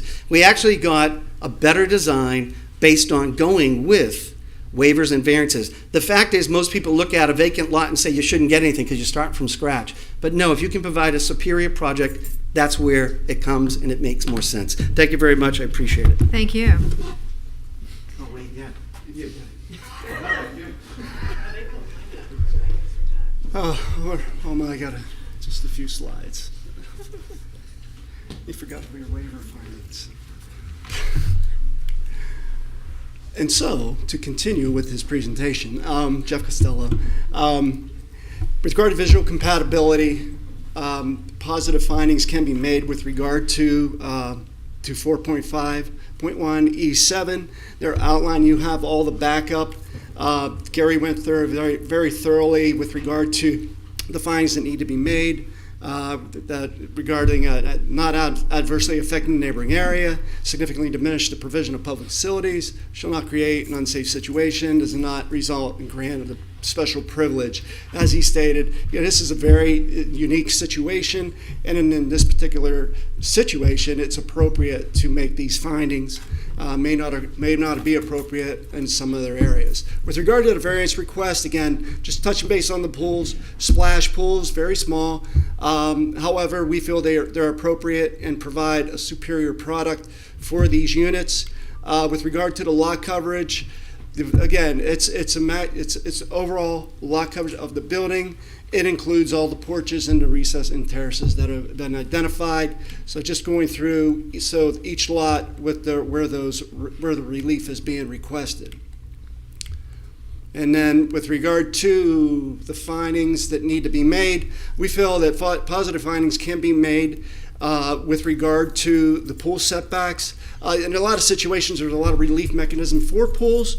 In this particular case, there isn't. If this was an overall site plan, we'd request internal adjustments and not variances. However, this is what's before you, and positive findings can be made with 2.411 A6. This will not be contrary to the public's interest, safety, or welfare. The pool, again, is a ground level improvement, will not have any impact on the adjacent properties. There are significant buffers between the properties, and again, the building setbacks, most critical, are being met. They're being met and exceeded. Again, this does not affect the character of the OSHAD area. With regard to the other provisions, provide some design flexibility, provide a quality housing product with desired amenities in the downtown core. This portion of OSHAD, again, has been neglected over the years. It's 35 years since the OSHAD has been adopted, and these properties have seen no investment over the years. This is a unique situation and one that you will not see throughout the district. The subject parties are experiencing development pressure. As you all know, there was a flume amendment and rezoning to change this to CBD. Our client purchased a property and wanted to proceed with the OSHAD regulations, but with some flexibility to provide this quality project.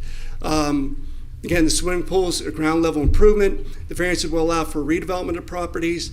that have been neglected. It's appropriate redevelopment and adaptive reuse of the properties. With regard to the lot coverage, the lot 1, 41.3%, lots 2 through 5, 45.5%, the max is 40. With regard to the situation, again, you got extensive porches that are being provided, and in essence, generally the same findings can be made with these. These are two-story duplexes providing compatible and harmonious transition between the CBD to 5-story structures along in the CBD across the street and the more significant historic structures along Swinton Avenue. Gary went into the details of how our duplexes are set back even further from those properties that front Swinton Avenue. Again, all the other findings can be made very similar to the previous, again, providing this adequate transition. With regard to the plat, moving along. So the replat is basically a replat of 6.5 platted lots into 5. This plat, these properties, we are requesting relief on the minimum lot frontage and lot width. The square footages exceed the 8,000 square feet minimum. The depth exceed the 100-foot minimum. In this case, we're requesting about 65 feet in width. There is, as Gary explained, there was a 2.5-foot right-of-way dedication along the alley. We dedicated 5-foot sidewalk and utility easements along the east and west side of the property.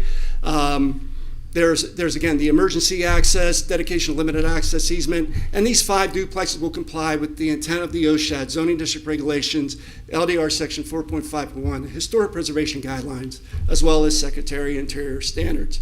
The background, the plat goes back to 1915. Again, the smallest lot width was 30, the largest was 62 feet. We're requesting that we're at approximately 65 feet in width.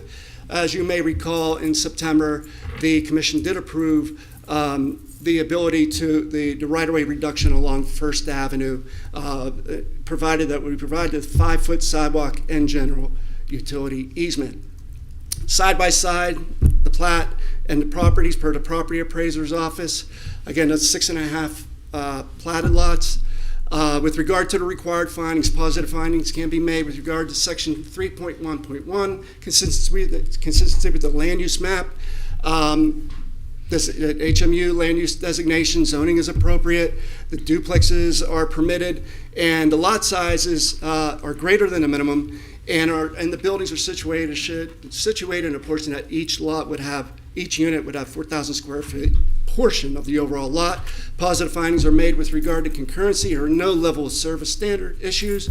Consistency with the comprehensive plan are outlined can be found in our backup, our justification statement. We went through all those. With regard to the standards for plat actions, the development proposal meets applicable standards. Pedestrian connections accommodated through the 5-foot sidewalk easements.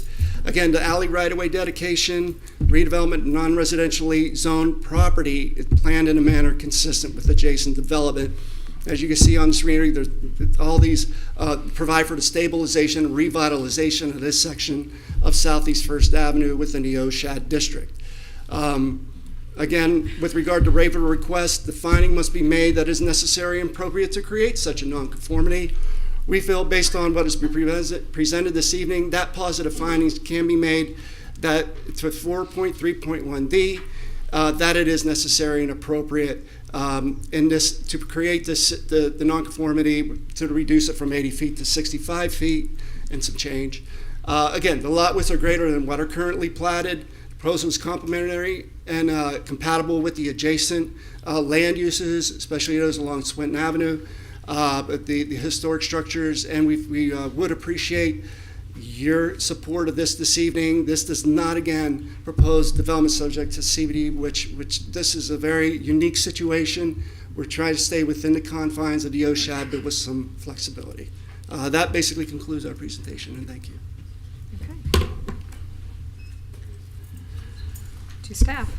Okay, I'm going to try to talk just as fast as Mr. Leopoulos. We knew we were on a time crunch here. and Mr. Costello. Okay, so this is a little bit different. I'm going to try to break this down as easily as I can, because typically you've seen a unified site plan that's come before you, and then the plat is purely a ministerial sort of function of that approved development. That is not what is the case here. You're seeing a subdivision, and then you have the COAs, some that included demolition with waiver and variances. You know, it's not sort of just a ministerial thing. It's part of the function, I think, of what's actually happening. So the first resolution is related to reconfiguring or subdividing the current properties. These are the current properties. In terms of their dimensions, 2 of them are substandard. The small one is only 50 by 135.5. And the other one is 75 by 131.5, and the current standard is an 80-foot wide lot with an 80-foot wide lot frontage.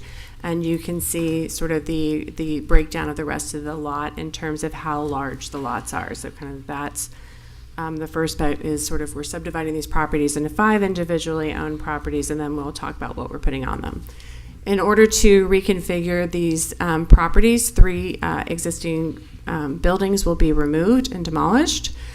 This is a duplex, the first one, which is not considered a contributing structure. We have a 5-district resurvey that's not been adopted, that was done in the past, and it did recommend considering or reviewing this one. This unit ends up on sort of what will be lots 2 and 3. It is not considered a contributing structure, and it is not recommended to be such moving forward, so removing that one. And then it's vacant on the land that would become lots 3 and 4. And then this is the existing structure that is on lot 5. It is not contributing and is not under consideration to ever be contributing, just because you're approving demolition with some of the COAs as well. Okay, so the reconfiguration of the property moves them into a uniform sort of 65 plus or minus foot frontage breakdown. So the code requires that lot width and lot frontage, meaning the part of the lot that's along a street, be at least 80 feet, that the lot depth be at least 100, and that the area be at least 8,000 square feet. All 5 lots, all 5 proposed lots, I should say, are proposed to be narrower than the standard, which is 80 feet. And while there's a wide range of different lot sizes in OSHAD, the size of the lot I don't think is the serious issue. I think it's more the next resolutions in terms of what is going on them that you should pay most attention to. So the plat has all of the things that the applicant was presenting. There's an alley dedication in the back. There's additional easements for pedestrian movement. And then because the proposal is duplexes that are not side by side facing the street, which is typically what we see in OSHAD, because the lots are proposed to be narrower, the duplex is arranged with the fronts of some units facing the alley and the fronts of other units facing the street. And so in order to ensure that the fire can queue onto First Avenue to help if something is on the other firewall for the rear unit, there's an extra sort of easement made available to them to ensure that they will have free access in the event of some sort of emergency. The applicant went over the standards for plat actions, that there is bicycle pedestrian routes. There are additional easements because of the proposed configuration of the duplexes. The alleys are becoming super alleys, so to speak, in terms of having a pedestrian dedicated way. And so these are the things you have to think about, is that the land use will be there, are the circulation patterns appropriate, and is the proposed development, does it exceed the limits in the comprehensive plan? It does not. 2 duplexes actually results in 10 units, which is fairly consistent with the density if it was a multifamily or some other type of proposal. So there's not more units coming in as a result of this. The lot waiver, again, the applicant went over this, that you, part of the finding that you're making in that resolution is that it is necessary and appropriate to create the nonconformity. The recommendation from the historic board was denial. Well, they recommended to the planning and zoning board in this process 4-3 denial. Planning and zoning considered the application and recommended approval by a vote of 3-1. Okay, so now what are we putting on the 5 lots that we are moving forward? And that moves us into the other resolutions. This is the OSHAD district, or as much of it as I could fit on the screen. Sunday Village is shown in yellow just to give you some orientation. And then this is, as the applicant stated, in the southern part of the OSHAD district. I'm pushing the wrong button. Hang on. All right, so this is the surrounding properties. These are not in the Old School Historic District. This is the building that will remain on this portion of the block that faces first. And I didn't have an outline, I have an image, because this is the office building that was recently approved for Sunday Village on the northern part of the block. And in the applicant's, I think, presentation, you were hearing about CBD overlay. This parcel has a CBD overlay. CBD overlay has projects use the setbacks and other development form standards that are sort of more consistent with commercial development within the confines of OSHAD, meaning all of the visual compatibility applications still apply. And you can see that building height plane is not applied to these buildings. The applicant also discussed, well, I'll get into a little more with building height plane, but all right, so then, sorry, I have a double label apparently. So behind this proposal, I think you had better slides from the applicant actually in terms of what's on the other side of the alley, so I'll move on. All right, so here is the proposed infill development. Each resolution is approving one of the infill lots.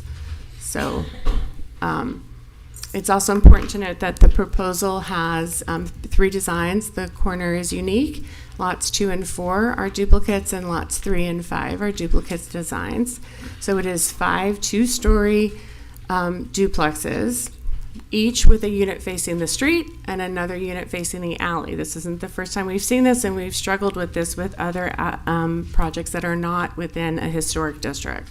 So it is a different configuration that we typically see structures oriented in the district, and it's something that's been, I think, becoming more in demand in the city.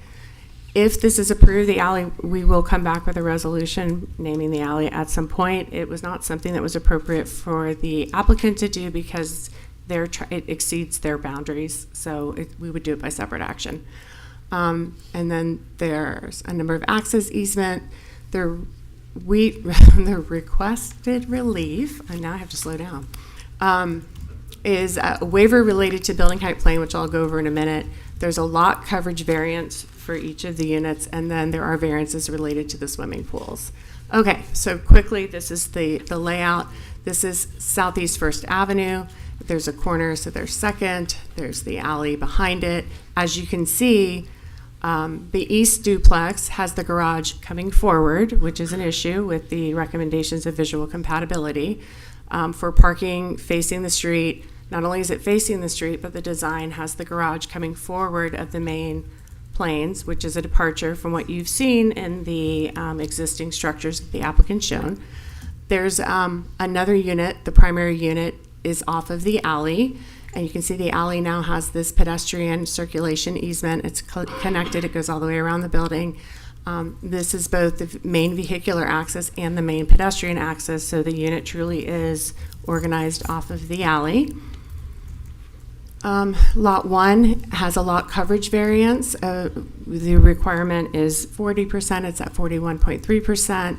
And then, as the applicant explained, the variances are really related to the swimming pools, the locations of the pools, which are figured out in each ordinance.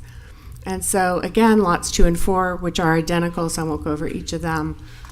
This is the access easement, for example, coming up in case you need to have emergency access onto the other side of the fire separation. That is required between all duplexes.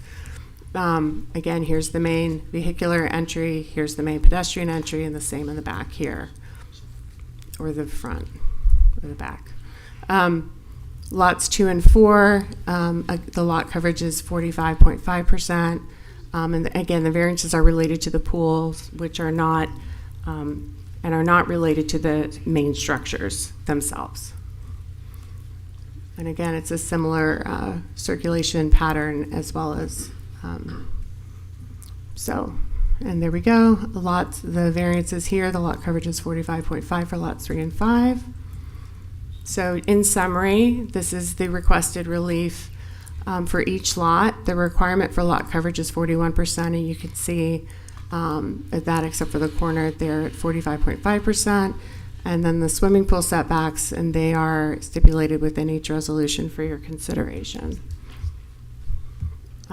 So for the variances, there are alternative findings that Historic Preservation Board, or in this instance, the City Commission, would use, basically determining that the variance is necessary to maintain the historic character of the property. It's demonstrating that it's not contrary, that special conditions and circumstances exist, or that a literal interpretation of the existing ordinance would alter the historic character of the district, and that the variance is not going to significantly diminish the character of a site or district, and that it's necessary to accommodate an appropriate adaptive reuse of a building structure or site.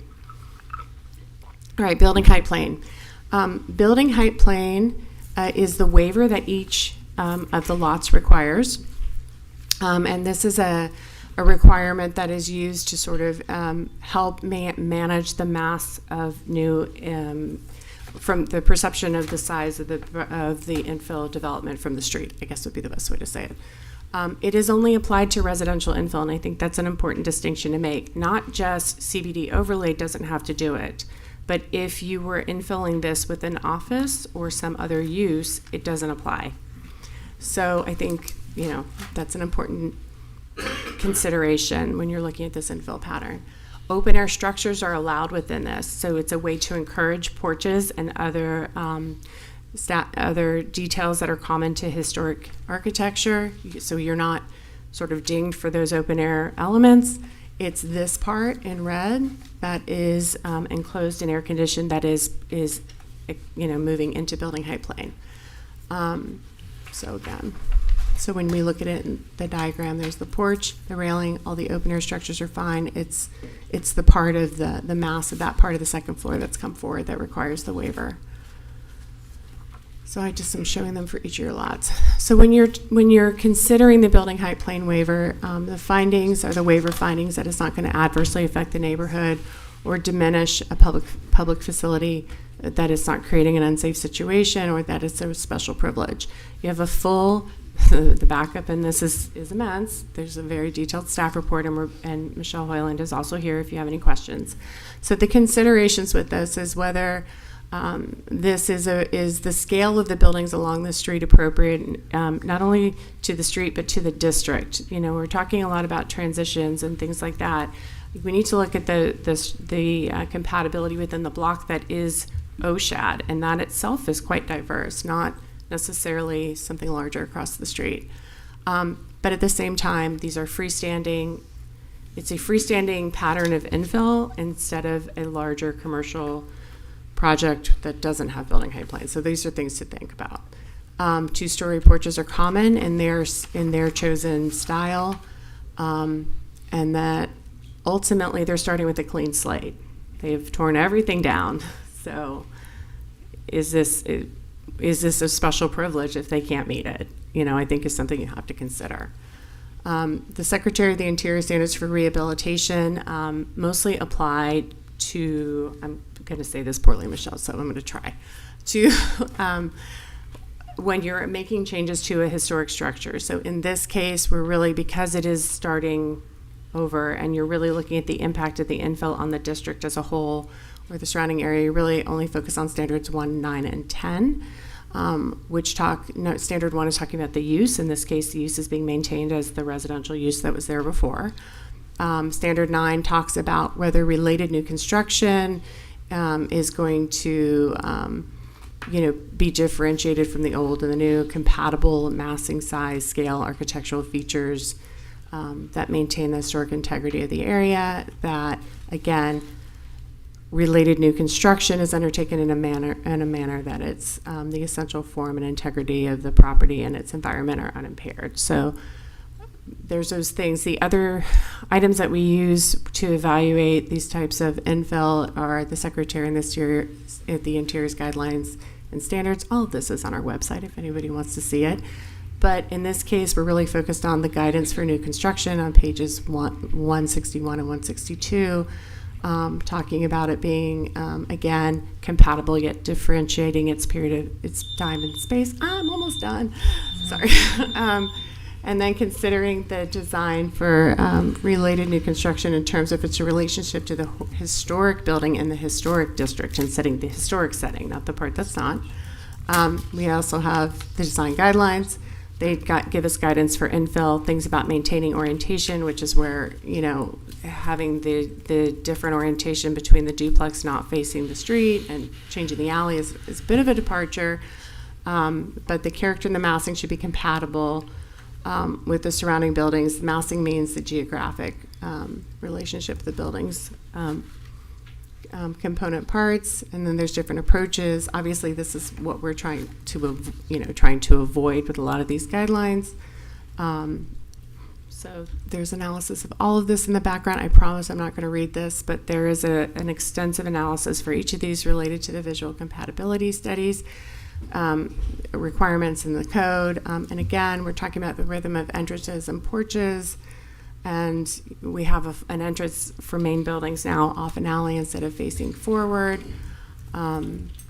There's other comments related to material and things like that. I'm going to go really quickly. These are only 2 stories. And I think it's important to understand that on this block itself, this is backing up to 1- and 2-story historic structures. We have the Sunday office building that's at the north end, and then these here. So it is... there's a lot of scale happening within the OSAD district on this site, all at once. Again, both the LDRs and every guideline we have says that garages are encouraged to be accessed from the side or the rear or be out of the public right-of-way. The garages all face the first street, and in addition to facing it, they're not recessed, they come forward.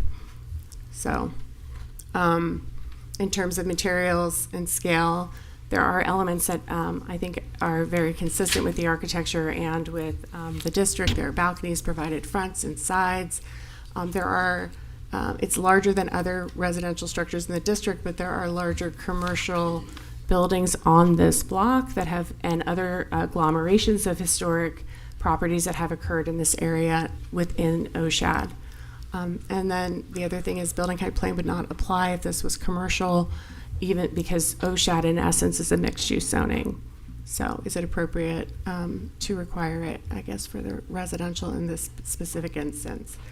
Staff did raise in the staff report some concerns about the synthetic materials. I know that's been passed around. I think for the planking that you see on the detail, ultimately, is it a hardy plank individual board, or is it a sculpted, piece of stucco? There's little things like that we've raised, and we've been in ongoing discussions with the applicant. The style itself is appropriate and seen throughout OSHAD, and I think is a fairly good execution of what the community likes to see with the Village by the Sea, and I think that's important. Prior to your finding, you have to say that it is consistent with the historic preservation purposes pursuant to the comp plan objectives and policies.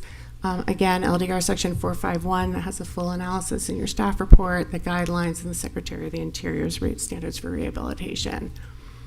I think that's it. All right.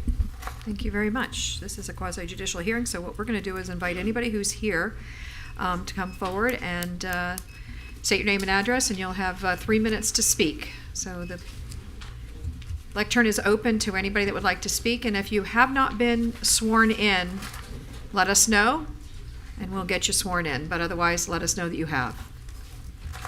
I haven't been sworn in. All right, if there's anybody else that's going to be speaking on this subject and that has not been sworn in, please stand and raise your hand and be sworn in.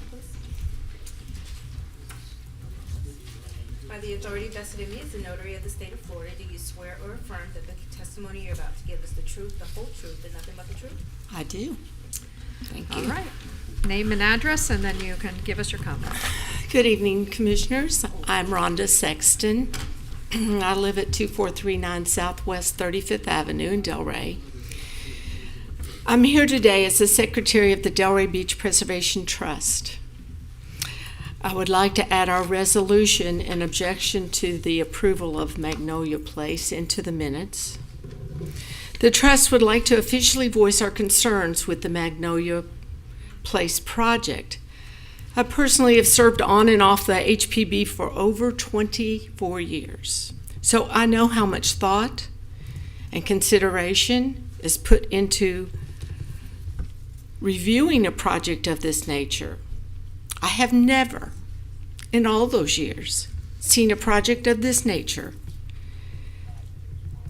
brought to the city with 25, let me repeat, 25 variances and waivers to be approved.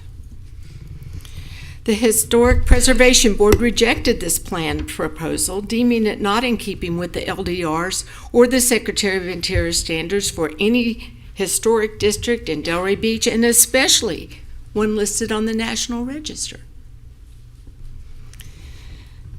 This project is suitable for anywhere except in the 2.5% of Delray listed as historic in a district.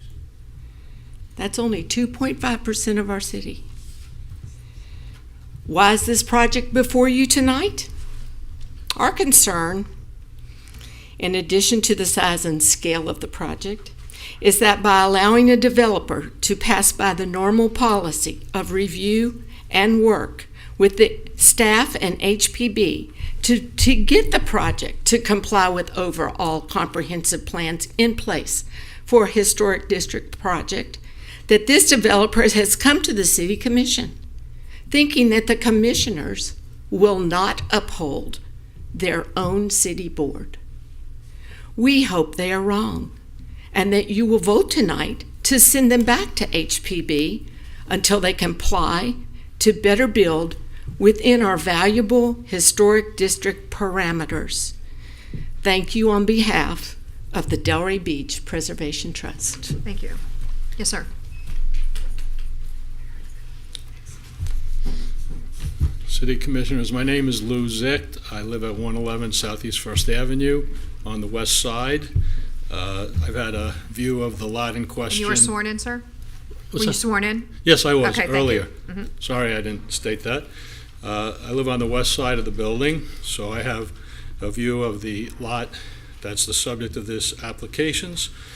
I'm a former president of the board of 111 First Delray Condo Association. I've just been looking at the lot since I started looking at, before I actually lived in the building for 9 years, looking at this lot across the street, which is largely a weeded vacant lot with crooked palm trees and 3 unkept, unsightly houses.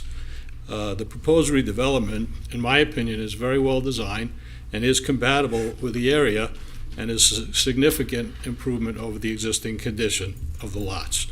The variance is requested, although the prior speaker said, I guess there are a number of them, are relatively minor and are mostly for the pools, which are not going to be structures above the ground.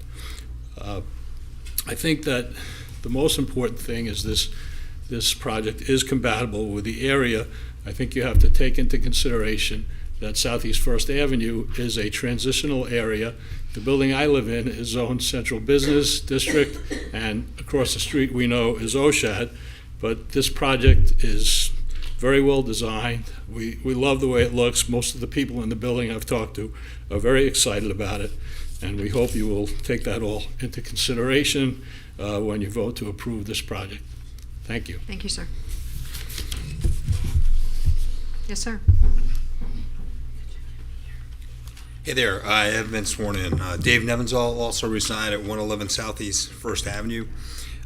Been keeping an eye on the project for a few years now. Has been in the building for about 3, and of course the vacant lots are horrible and unsightly. The structures are falling apart, other than that Airbnb, I guess you'd call it. 130 has planter boxes that are dry rotted and falling apart, soil spilling out. You can see unsightly AC units, HVAC units on the roof. So it's just terrible from the street and all around. I can tell you the 73 units approximately in our building, everybody's pretty much 100% in favor of the project. It has a coastal vibe. I think it's a great transition from the CBD to the historic side. I do appreciate that, seeing the renderings of the units. It is nice the way that the historic board, I guess, suggested that the fascias and the garages had different elevations, and it's, you know, it really did come out nicely. I would imagine developers are cooperating, but I think Magnolia Place would be a really fantastic project, and just really bring a lot of charm back to that street and our couple of blocks in there, which it really has been some time since it's probably looked pretty. Anyway, thank you. Thank you. Who else?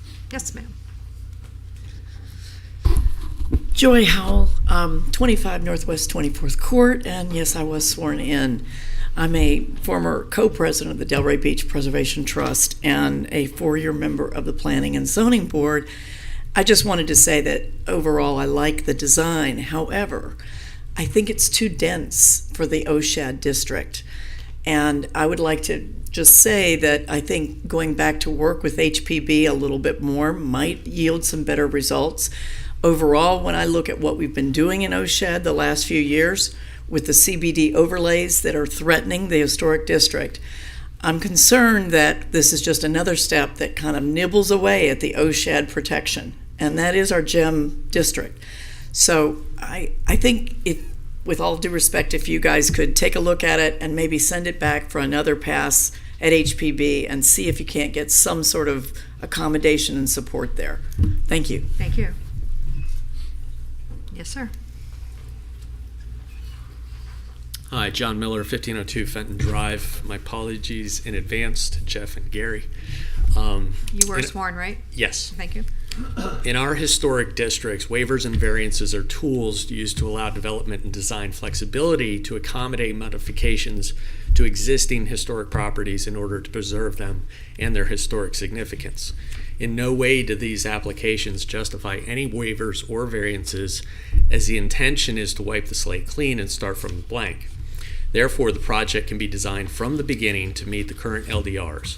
In this case, that is just what the applicant chose not to do. Delray has a long history of applicants proposing projects that exceed the LDRs in various ways, which are completely within their rights, but then using that as a starting point for negotiations. It's up to the boards and commission to adhere to the development standards on the books and not play this game.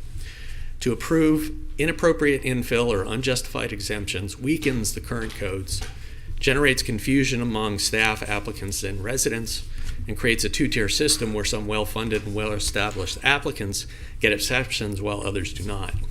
There's no hardship here, no unusual lot configurations, no environmental concerns, no housing affordability bonus, nothing that would make 65-foot lot width necessary or appropriate when the code says 80 feet, let alone any of the other requests be appropriate other than the desire to add additional units and massing on this project.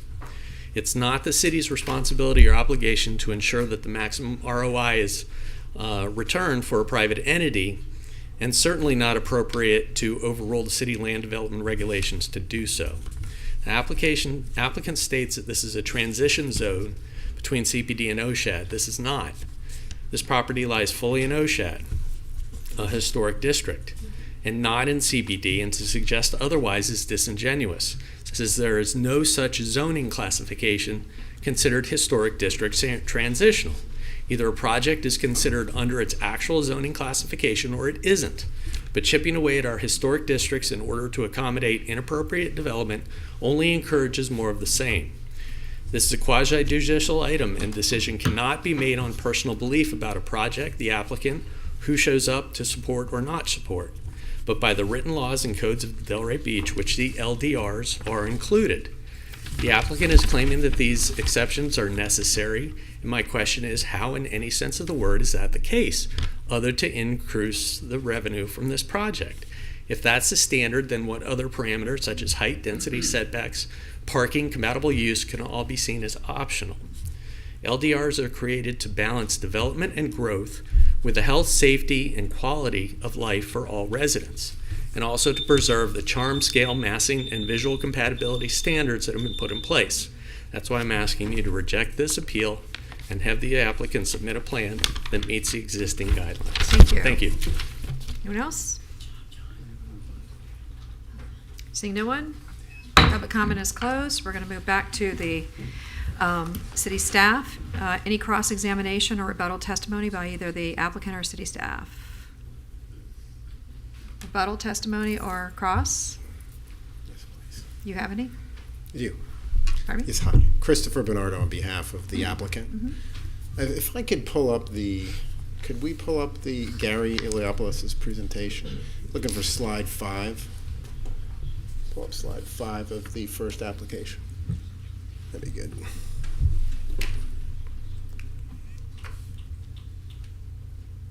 Oh, maybe it's the next one there. Okay, slide 5. This is the one you want? Yes, thank you. Thank you. So I think a lot of the words here have been the word transition, and I'd like to bring some attention to that word. And with respect to Ms. Willis's submissions here today and the documents that she's given to the commission. I don't think Ms. Willis spoke. Was that I'm sorry, the Preservation Board. Okay. Ms. Willis there was a submission made, which is a similar argument by the Preservation Board. So those points were around 2 primary points. One was that surrounding zoning areas have no legal status or effect on the zone. So let's talk about that first, and that's a transition zone. These LDRs are controlled by the comprehensive plan, and in fact, our presentation is brought back that the LDRs specifically say that you must make a finding tonight that the submissions match both the policy objectives and the goals of the comprehensive plan, and there is a policy directly on point. So goal NDC 1 in the neighborhoods, districts, and corridors, policy NDC 113 specifically provides that transitions between land use designations at the rear of properties or at major corridors are provided such that the prescribed uses and potential development patterns are arranged to achieve compatible and appropriate changes in intensity, height, and scale. So if we look at this picture here, this is precisely what the policy addresses. We are dealing with a corridor, Southeast First Avenue, and we are dealing with massing along the east of Southeast First Avenue into our project here on the west. The second point that Ms. Willis had made in her submission in the Preservation Trust was that the surrounding zoning, the sole objective of the OSHAD district is to preserve. And this is not the case. Although preservation is certainly a primary goal of OSHAD, there are others, and here we have redevelopment. Specifically, section 4424, purpose of intent, right to the front of the section. Number 3, the purpose and intent of OSHAD is to improve the environmental quality and overall livability of this historic district and to stabilize and improve the property value therein. So let's not get lost in the details of the LDRs and look at what is the guiding principles. The comprehensive plan contemplates that, not just in OSHAD, but in every borderline district. And as this picture, I would like that we take a look at this specific picture because this is the current status of what it have here, and to suggest that it would be proper to scale down massing such that we have single-family homes across from a multi-family project in a different district certainly is a standard that has to be considered by the commission when reviewing this board. It is relevant that our project borders Southeast First Ave and CBD. The second point I'd like to make is the quality of life and urban form in the existing comprehensive plan. Again, one of the main goals, goal NDC 2, is to provide a high quality of life for all residents and transform underutilized and blighted areas into attractive and successful neighborhoods, districts, and corridors. These are the constitution that guide the LDRs. So when in doubt, when in reviewing or when applying those LDRs, The comprehensive plan and those provisions that I provided you are directly on point to our provisions here. Certainly, as the staff had brought up, many of the Secretary of Interior's standards don't apply here because we are not revitalizing. We're rebuilding. And as you've heard from many of the positive comments, this is a blighted block. And that picture says plenty of what exists here and what is borderlining on that. On that basis, we would submit that the plans that have been submitted to you both meet those LDRs, but more specifically meet the overall goals, objectives, and policies of comprehensive plans, specifically LDR 321 that requires that you make those findings. Thank you. Thank you. To staff, any rebuttal or cross? So I think that the issue of transition was probably the divisive factor actually from the board in terms of how much should be absorbed within the district as opposed to them being separate and distinct. And so while the policy, cited does talk about transitions in intensity, height, scale happening at the rear and sides and things like that, we do have an entire historic preservation element within our comprehensive plan as well. And the policy that I put up was also just that implement appropriate and compatible design and planning strategies for historic sites and properties within districts. And then HPE policy 1.4.1 is also cited within the staff report that continue to require that the board make findings that any land use or development application is consistent, I'm just going to paraphrase, within a district is consistent with the provisions of the Secretary of the Interior Standards for Rehabilitations, the land development regulations, which I would submit includes visual compatibility section 4.5.1 and the historic and the Delray Beach Historic Preservation Guidelines. So there's the entire element too. Okay. All right, very good. To the commission, who'd like to start? Go right ahead, Deputy Vice Mayor. Thank you. Bear with me, I took a few notes. A couple things came up during public comment I wanted to address. This has come up before, that sometimes there's confusion about the purpose of our advisory boards. This came up, I think, with SPRAB recently for a project, but it's not our job as a commission to uphold the findings of our advisory boards. It's their job to give us recommendations within the narrow purview of what they're tasked to do, and then we provide a broader analysis based on those recommendations. For instance, if we were to reject this project based on the findings of the Historic Preservation Board, we'd be rejecting the findings of our Planning and Zoning Board, right? We have two boards who voted two different ways. So we have to take all that into account and provide our own analysis to it. And by the way, HPB's rejection was a 4-3 rejection, so even that board didn't fully agree on rejecting this project. Just want to make that clear. There was a statement made about approving this would somehow weaken our codes. And I understand the point, but this isn't a text amendment, it's not an ordinance change. This is a case-by-case sort of project. Another project like this would still have to come through us, and we would vote on that project based on those dynamics. This argument comes up a lot that when we make decisions like this, we're setting a precedent, we're chipping away at the code, we're opening Pandora's box.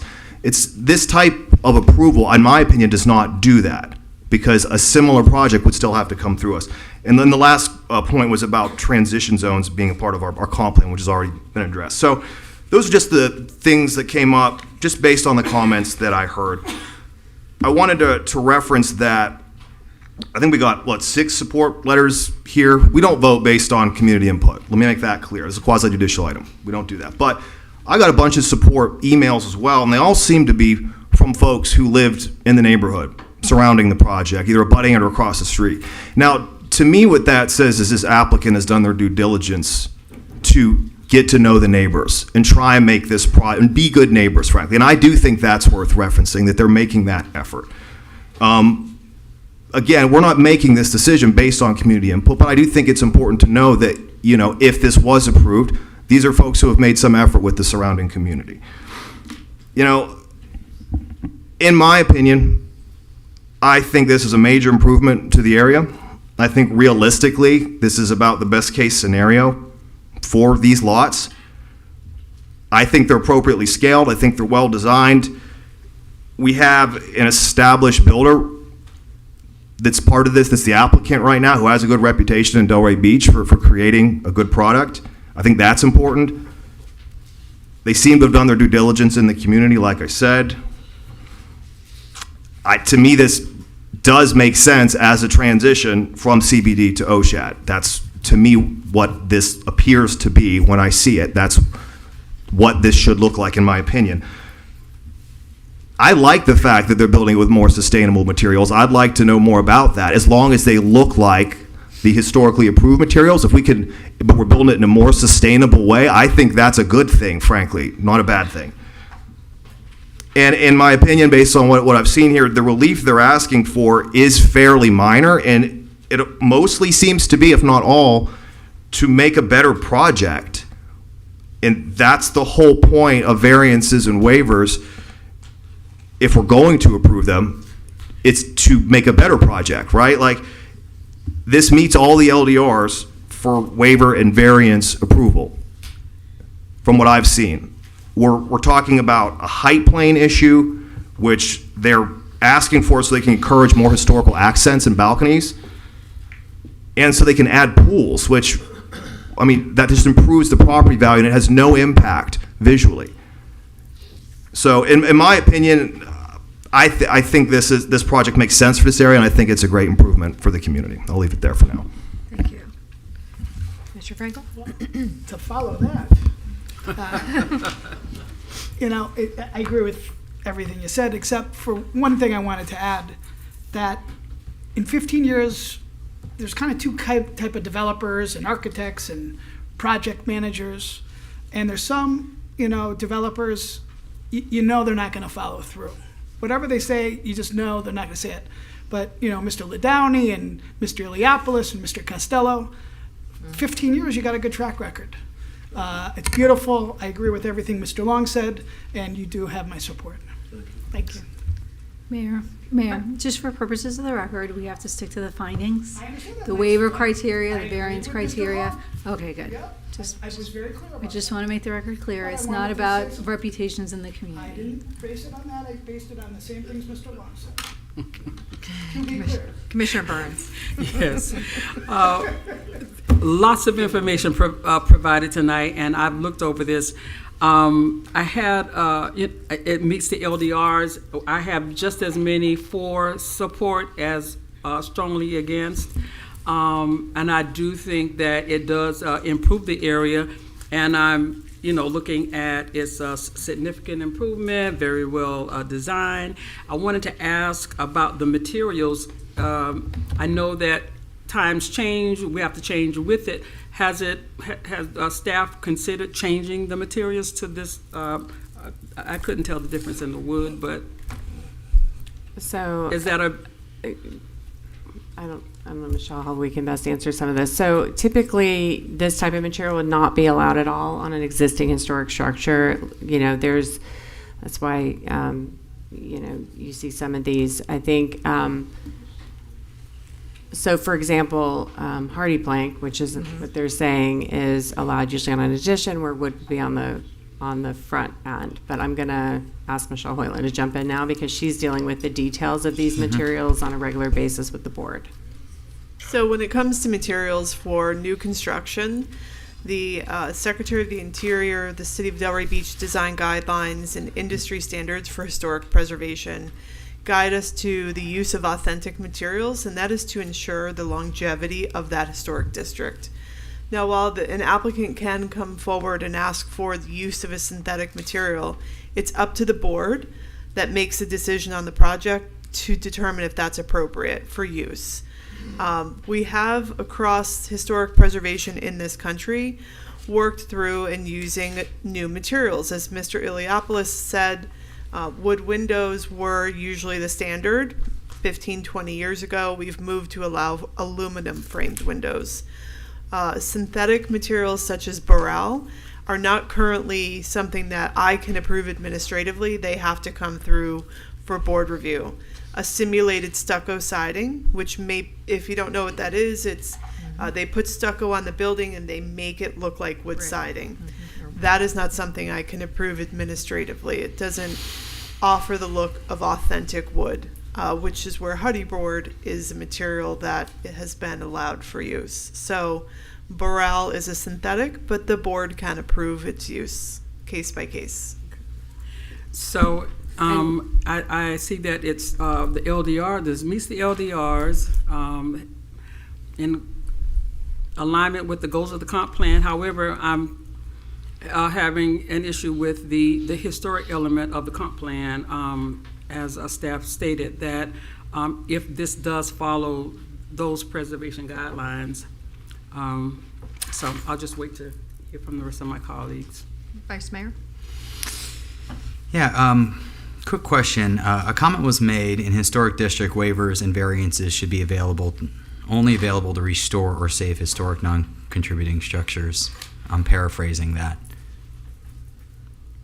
Question? Okay, so what are your thoughts on that So comment? in the case of variances, so typically a variance that goes before the Board of Adjustment is clearly just a hardship-based issue. My lot is a strange shape, something like that.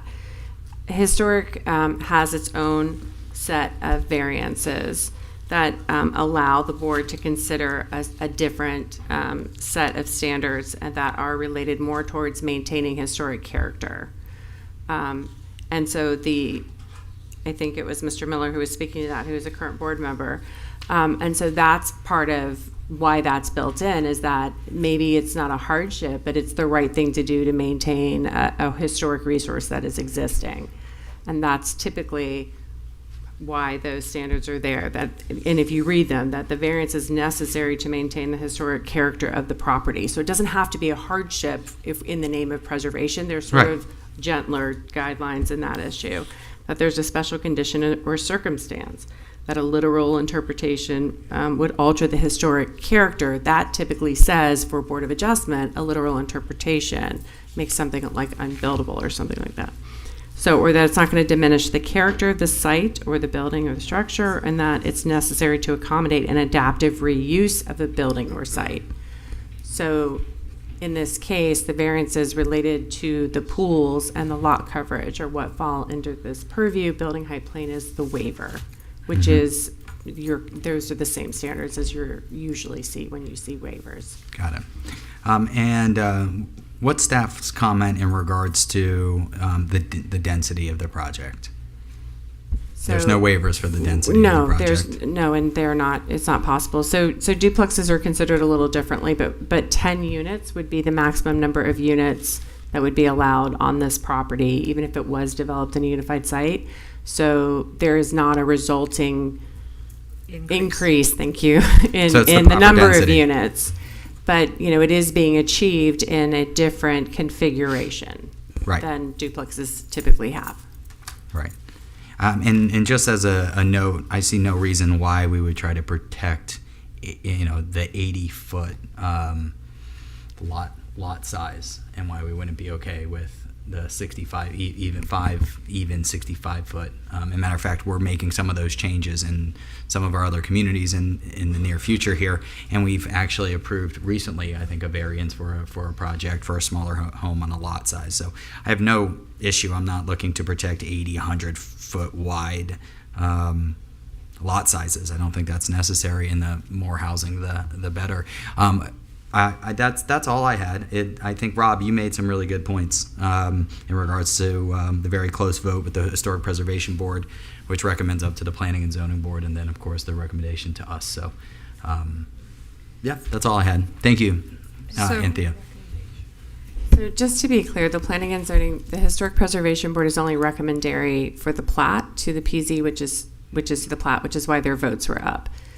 The Historic Preservation Board takes final action on the COAs, variances, and waivers, and so this is an appeal of that. Got it. Thank you. Okay. Okay. I've taken in everything because I have to tell you, and this is not in my part of my planning, but I'm just going to say it. I've been up here for 11 years, and I can count on one hand or less the number of times that I can see both sides.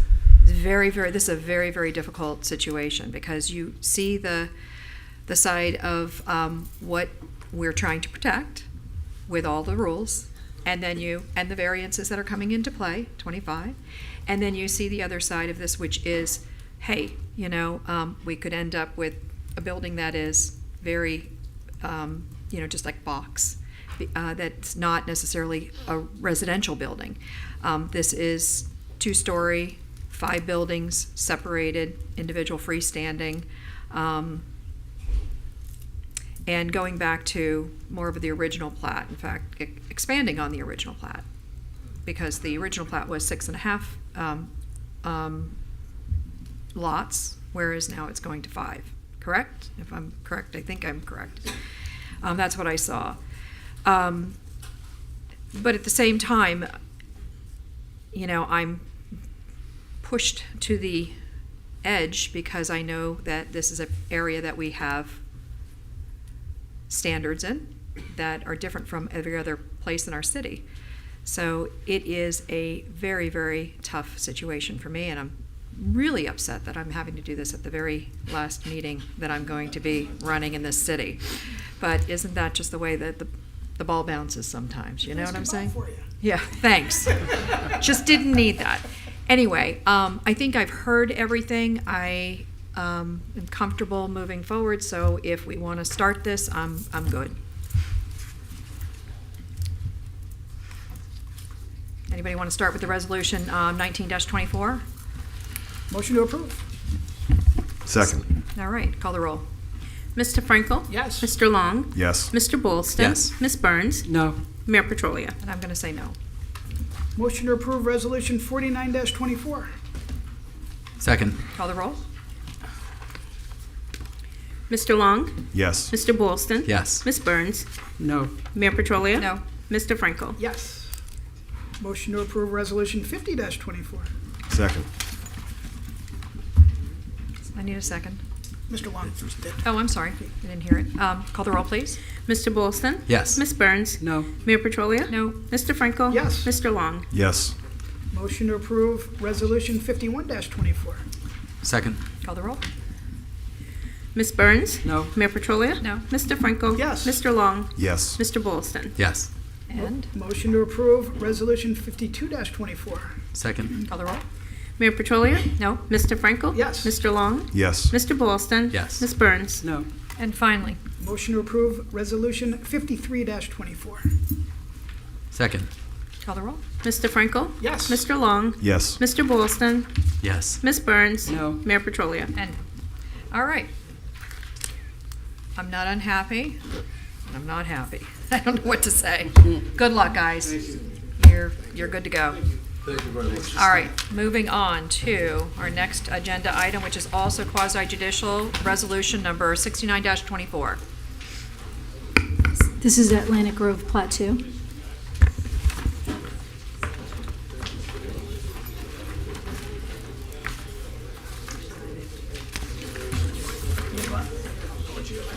Okay, I'll be quick.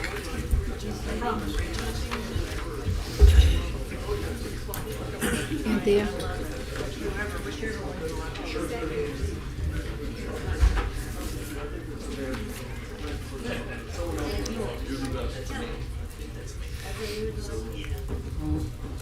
All right. I think we can proceed, yeah?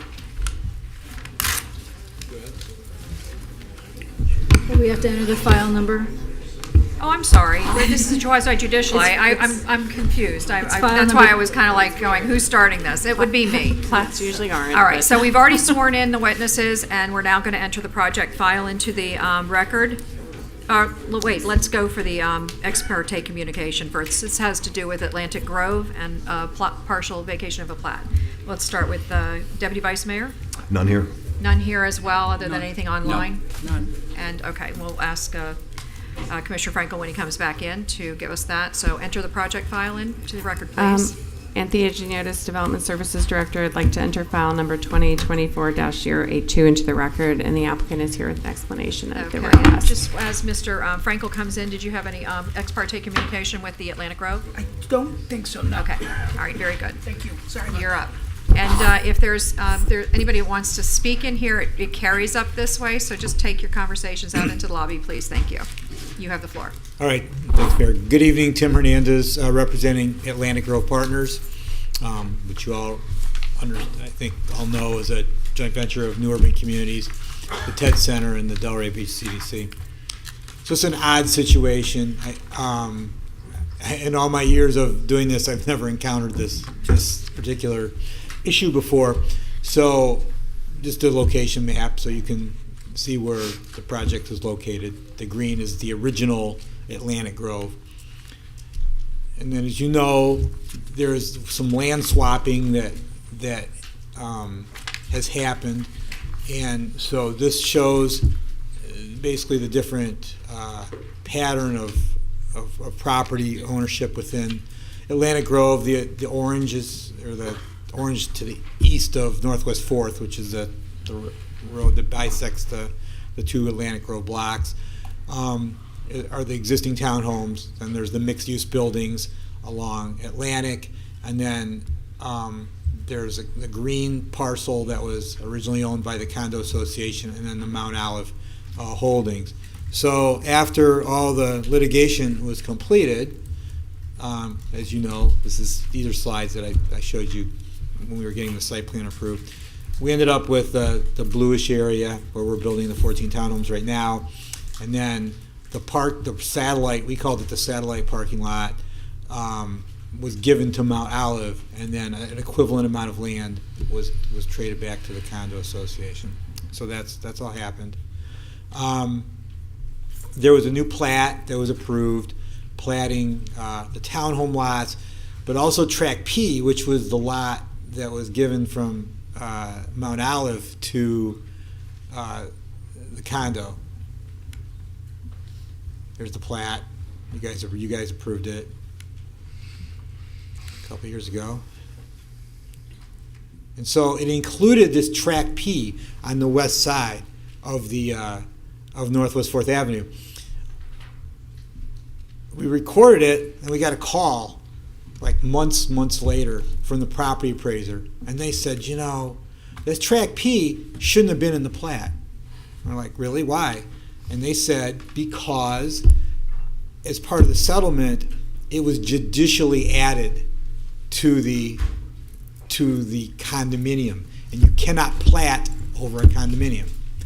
You're like, okay. I had 3 attorneys that said they disagreed, and they're reading in the statute, disagreed with the property appraiser, but the property appraiser is the property appraiser, and they said they couldn't do it. So they told us what we had to do was come back and just vacate that lot out of the plat, because it's already in the condo. So it was a redundant action. I don't really see the point of it, but I'm not the property appraiser. So there it is. Property appraiser says Tract P should not have been included in Atlantic Grove Plat 2. It was already added to the Atlantic Grove condo by a judicial settlement order, and platting over a condominium violates state law. Solutions to partially vacate the plat, to delete Tract P, typo, from the plat, and record City Commission resolution evidencing this action. That's why I'm here. And this is just an aerial that shows, basically the areas in question with the streets on it, and that's it. All right, to the staff. So I don't have a lot more to add. This staff was also befuddled by this call, and we talked to the property appraiser 3 times to understand it. I had Michelle do the last one because she's very detail oriented to try to help me understand what the problem was. I think that Tim has done a good explanation of that. We can vacate Tract P from the plat through a separate instrument, which is the resolution before you today. And Tract P, by that settlement agreement, apparently already belongs to the condo association, and we can't plat over condo. They kept telling me I should know that. It was just very bizarre. So we these they're nearing completion, and it's time for those townhomes to move into permanent residences. So we really need to clear this up. So ultimately, the finding before you is that the Planning and Zoning Board removes it and has to determine that there isn't going to be an impact. There is no physical change to the property or the ownership or the plat or the development. And so the finding that you have to make is that you can vacate this Tract P from the plat through this resolution, and that it, will not have a significantly adverse impact on the city's ability to obtain, retain, or maintain public facilities or concurrency. This does not change the density of the site. It doesn't change any of the approval with the site plan. It's a long ministerial process. And on February 26, 2024, the Planning and Zoning Board recommended approval by a vote of 4-0. Okay. Well, this is a quasi-judicial hearing, so if there's anybody that's in the audience that would like to speak to a resolution 69-24, now would be the time to step forward. Seeing no movement, I'm assuming nobody will be coming forward. Public hearing is closed, and is there any cross or rebuttal testimony from either this applicant or this city? No. Okay, to the commission. I don't have anything to say. I think it's pretty ministerial. Motion to approve. Second. Okay, call the roll, please. Mr. Long? Yes. Mr. Boylston? Yes. Ms. Burns? Yes. Mayor Petrolia? Yes. Mr. Frankel? Yes. Thank you. Thank you, appreciate All right, it. hopefully they'll make it easier for you. Okay, moving on to 7C. This is the discussion about the proposed resolution number 71-24. And this has to do with repealing the resolution number 146. I'll go ahead and kick it off. This is Okay. in response to direction that was offered at a previous city commission meeting. And of course, since that time, I've had the opportunity, if I may, Ms. Jellin, to experience interest to have a follow-up discussion in this regard, and that's why this opportunity is being made available. Of course, the Director of Development Services, Cynthia Giniotis, as well as Michelle Whalen, Principal Planner, just to be clear, are in position to facilitate any specific technical issues associated with this consideration. Otherwise, this is City Commission's opportunity to dialogue and engage and consider appropriate direction as we entertain this thought. So I just have a question, and maybe the city can answer this, because I did a little bit of research with Winnie and called over, and it was my understanding that this has been repealed? No? No? I thought it Unfortunately, was. we weren't privy to that information. We received it late today after speaking Which with means several that of you. it has been or it has not? No, from what we saw and what we reviewed, it does not look like it's been repealed. Okay. Whatever So- was sent to us. Mr. Orris, I don't know if he's here, but he was able to He's speak here. with Winnie earlier today. Okay. She sent the documentation, and we all reviewed it, and we didn't see where specifically that resolution was actually repealed. Other portions of the code were repealed, but that specific resolution, we couldn't find that exact language. It sounded to me like, especially with some of the comments that were made earlier, that there is a deeper conversation that maybe needs to be had here, and I don't know that that's really going to be with us tonight talking. I mean, I think that we can maybe start the conversation, but there's probably a deeper dive needed to go into this to determine, and I also think that there was a suggestion made by one of the speakers that the city needs to maybe do something to start that healing process moving forward, and there was a suggestion of just the starting point being a letter of apology, which I have no problem with, but again, I think that it should be part of a larger conversation moving forward, and that determination. That's just my feeling. I think otherwise we will be making a decision on the fly tonight, and I don't know that that would be appropriate for something as important as this. That's my feeling. So open it up to the commission. You want to start? Yeah, just to Deputy piggyback Vice on Mayor? that, I think it's really important. One of the speakers, Ms. Selnik, you mentioned not that we offer for the community to join us, but actually the other way around.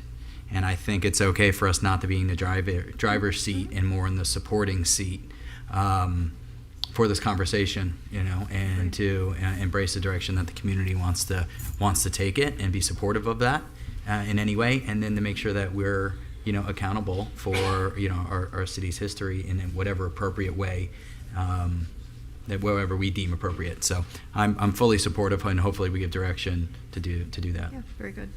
Yeah, supportive of what has been said by both my colleagues so far. I just think it's important that we engage with the community and take it a little deeper to address the lasting impacts that this resolution has caused. So I'm supportive of Moving forward with the community. Okay, Commissioner Frankel. I'm going to be in agreement with what you three have said. I think it's very important, and obviously, it shouldn't be made on a fly. and more discussions should be had. Yeah. And Yeah, Deputy Vice Mayor. obviously agree with my four colleagues, and I'll elaborate a little bit more. And I just want to thank the folks who did show up, for those of you that are still here. And I spoke with some of you beforehand, and I think, we had our best intentions in mind when we thought we found this relic of segregation and we were going to repeal it. But after speaking with some folks and hearing from you tonight, I do think that maybe that was a little bit tone deaf on our part, and I thank everyone for coming to give us a little more context in that regard, because I do think it's an opportunity to have a much bigger needed conversation and really address that history and its implications. And if we were just to repeal it tonight in this kind of perfunctory effort, it might just feel like we're covering it up and we're not taking it as seriously as we should. And so I think my colleagues hit the nail on the head, and some of the conversations we had allude to community-led events that the city is supporting. But I do think, like you said, Mayor, and like was mentioned by Ms. Selnik, a formal apology letter from the city, I think is a great starting point to have that discussion once we have a new commission up here next month. And that's part of, as you said, also a much larger commitment to the community. So I think it's good this came up. I think it puts it on our radar and puts it in a context where now we can really open that door and facilitate those conversations. And the last thing I wanted to reference was a comment, because I took notes on the comments, was the lights on Southwest 5th, that we could address that during maybe at the end of the meeting. Yeah, and we would address that, but again, it goes to the point of our experiences with Florida Power and Light Company. We've offered numerous updates in this regard, and if I may, just to address that at this time, because I think it's productive to do so. Frankly, Florida Power and Light are having a number of issues and challenges, and it's to the point in which residents of the city of Delray Beach aren't having an adequate response from Florida Power and Light, so of course they contact the city of Delray Beach. The Office of the City Manager, the Director of Public Works, and other staff members are working quite diligently to create a nexus for responsiveness and attentiveness in that regard. Frankly, in many respects, it's a bit frustrating because the city of Delray Beach does not own and operate an electric utility.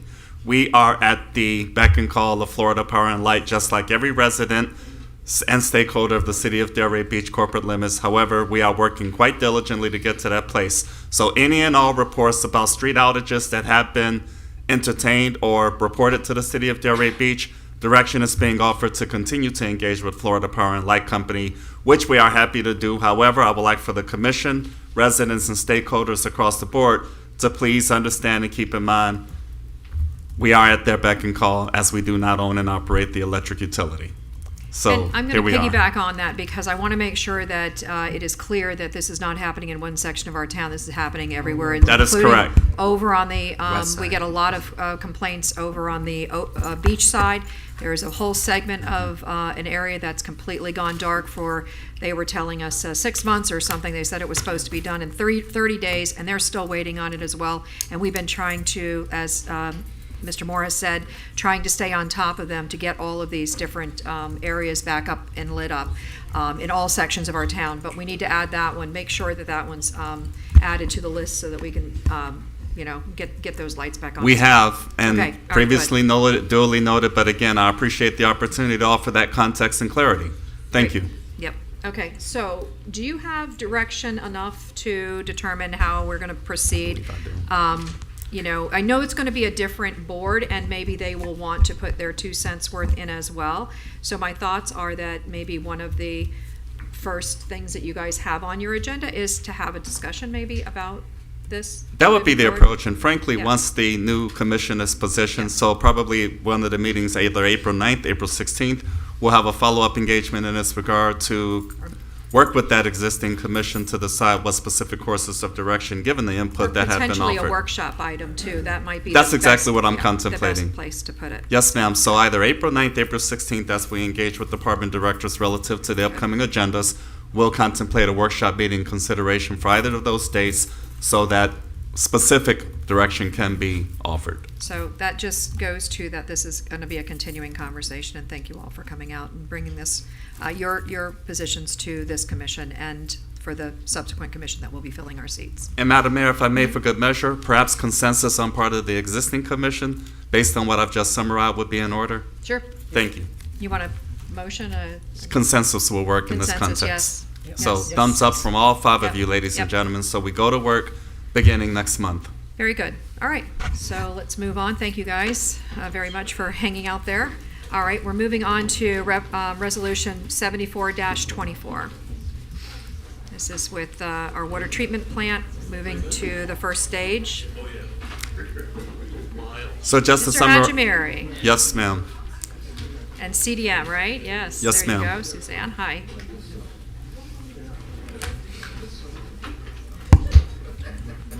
He's waiting for his autograph back there. I feel bad about keeping Mr. George around so long.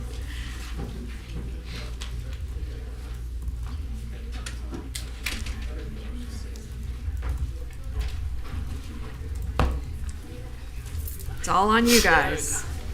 Good evening, Madam Mayor, Commissioners. I don't know that that's working. It's not? Try again. I had it on. All right. Yeah, there it is. Okay. Good evening, Madam Mayor, Commissioner Hassan Hajimiri, Utilities Department. Thanks for the opportunity to provide you update with the water treatment plant. Tonight here with me is Ms. Susan McClure, Vice President of CDM Constructor, Inc. Upon my arrival, the city of Delray Beach in mid-2020, June of 2020, and reviewing the functions of utilities department, it wasn't long to discover that we definitely needed a new water treatment plant. Even though the water plant at that time and currently treats and produces drinking water that meets all the state and federal Safe Drinking Water Act, still is an aged facility, is over 50 years old, and unable to treat the upcoming forever chemicals requirement or regulation that we have to within the next few years. So in mid-2021, a year later, during the goal-setting workshop that we had on June 3rd and 4th, I brought this issue before you. And you unanimously, the mayor and the board, they put this on top of your list and gave me the marching order to go and do it. Mm-hmm. So upon that, after receiving my marching order, I had to do few things prior to even start the process for the water plant. One was to update the feasibility study that was previously done. We had to update it with the recent number that we had at that time, and also add the PFAS requirement to that feasibility study. That took about 6 months or so to be completed. At the same time, we had to see if we were financially able to even build the treatment plant, and review the rate. At that time, our rate had not been changed for over 20 years. So again, I came before you and you unanimously approved the rate study and rate increase. So on July 31st, I think in 2022, the new rate went into effect. At the same time, we also started acquiring the services of owner representative that could assist the city in this whole process, because this is one of the most complex and probably expensive project that the city has gone over. So it was way beyond the utilities staff to take that upon themselves. So we did acquire the services of Hazen and Sawyer. You approved the contract on November 22. Upon that, they started preparing the RFQ packages for our progressive design build firm. And we had an industry day. We had over 40 representatives from different firms that they attended. It was very, very successful. We immediately started the process of RFQ. And wow, very good, thank you. So we received the proposal in August of 2023, brought it before you and give you a summary and update.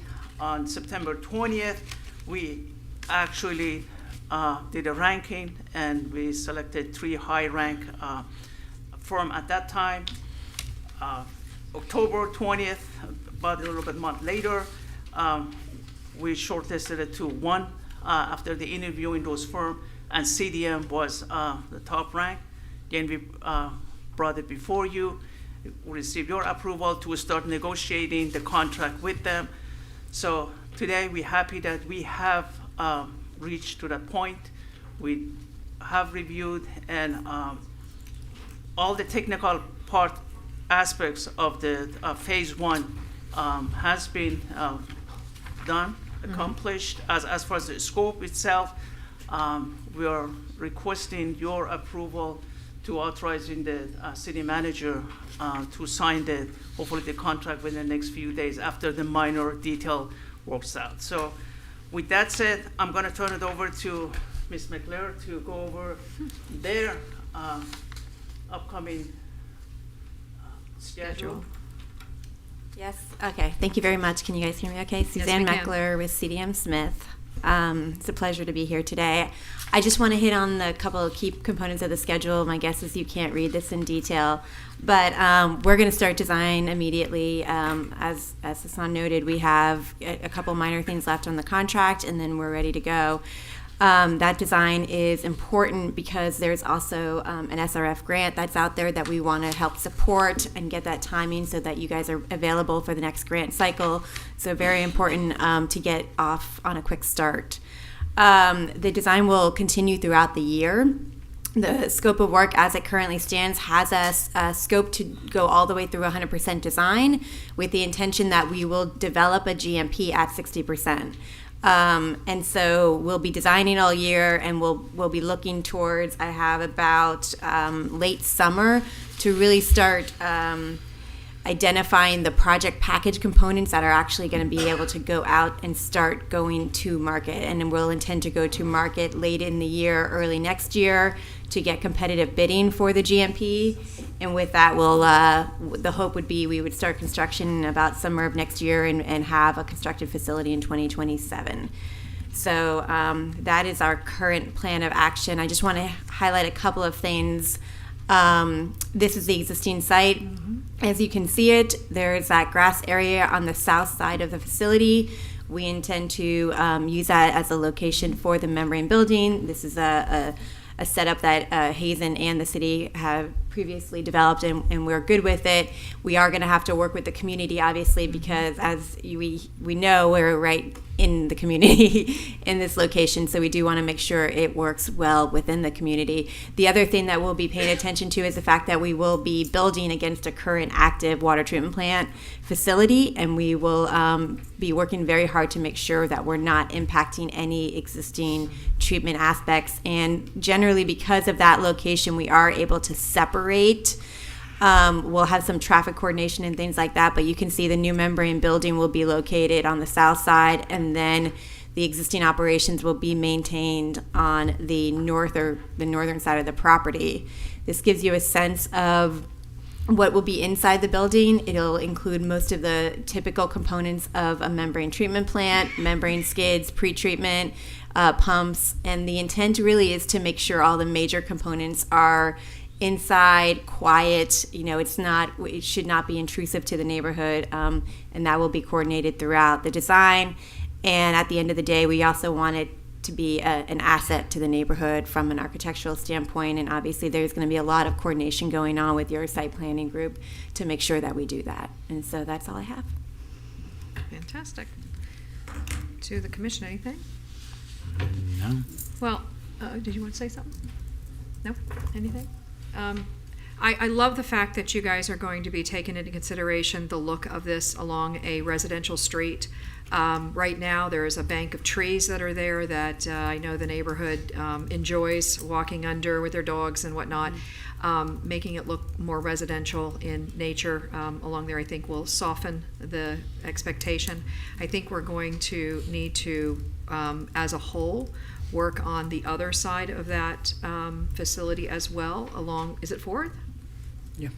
Yes, okay.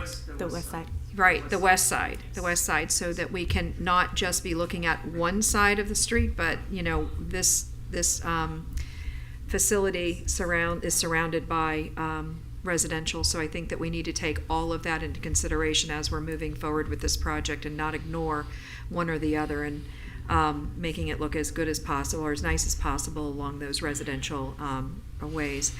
And I would ask that the facility be named after me, but I can't because I am alive, okay?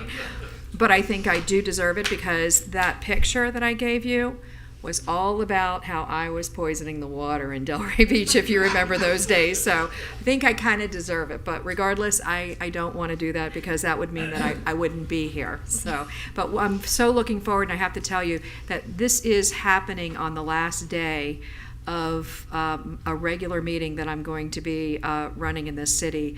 It says something to me. It just speaks to my soul because it is something that was at a very first point in coming in here was a major goal of mine.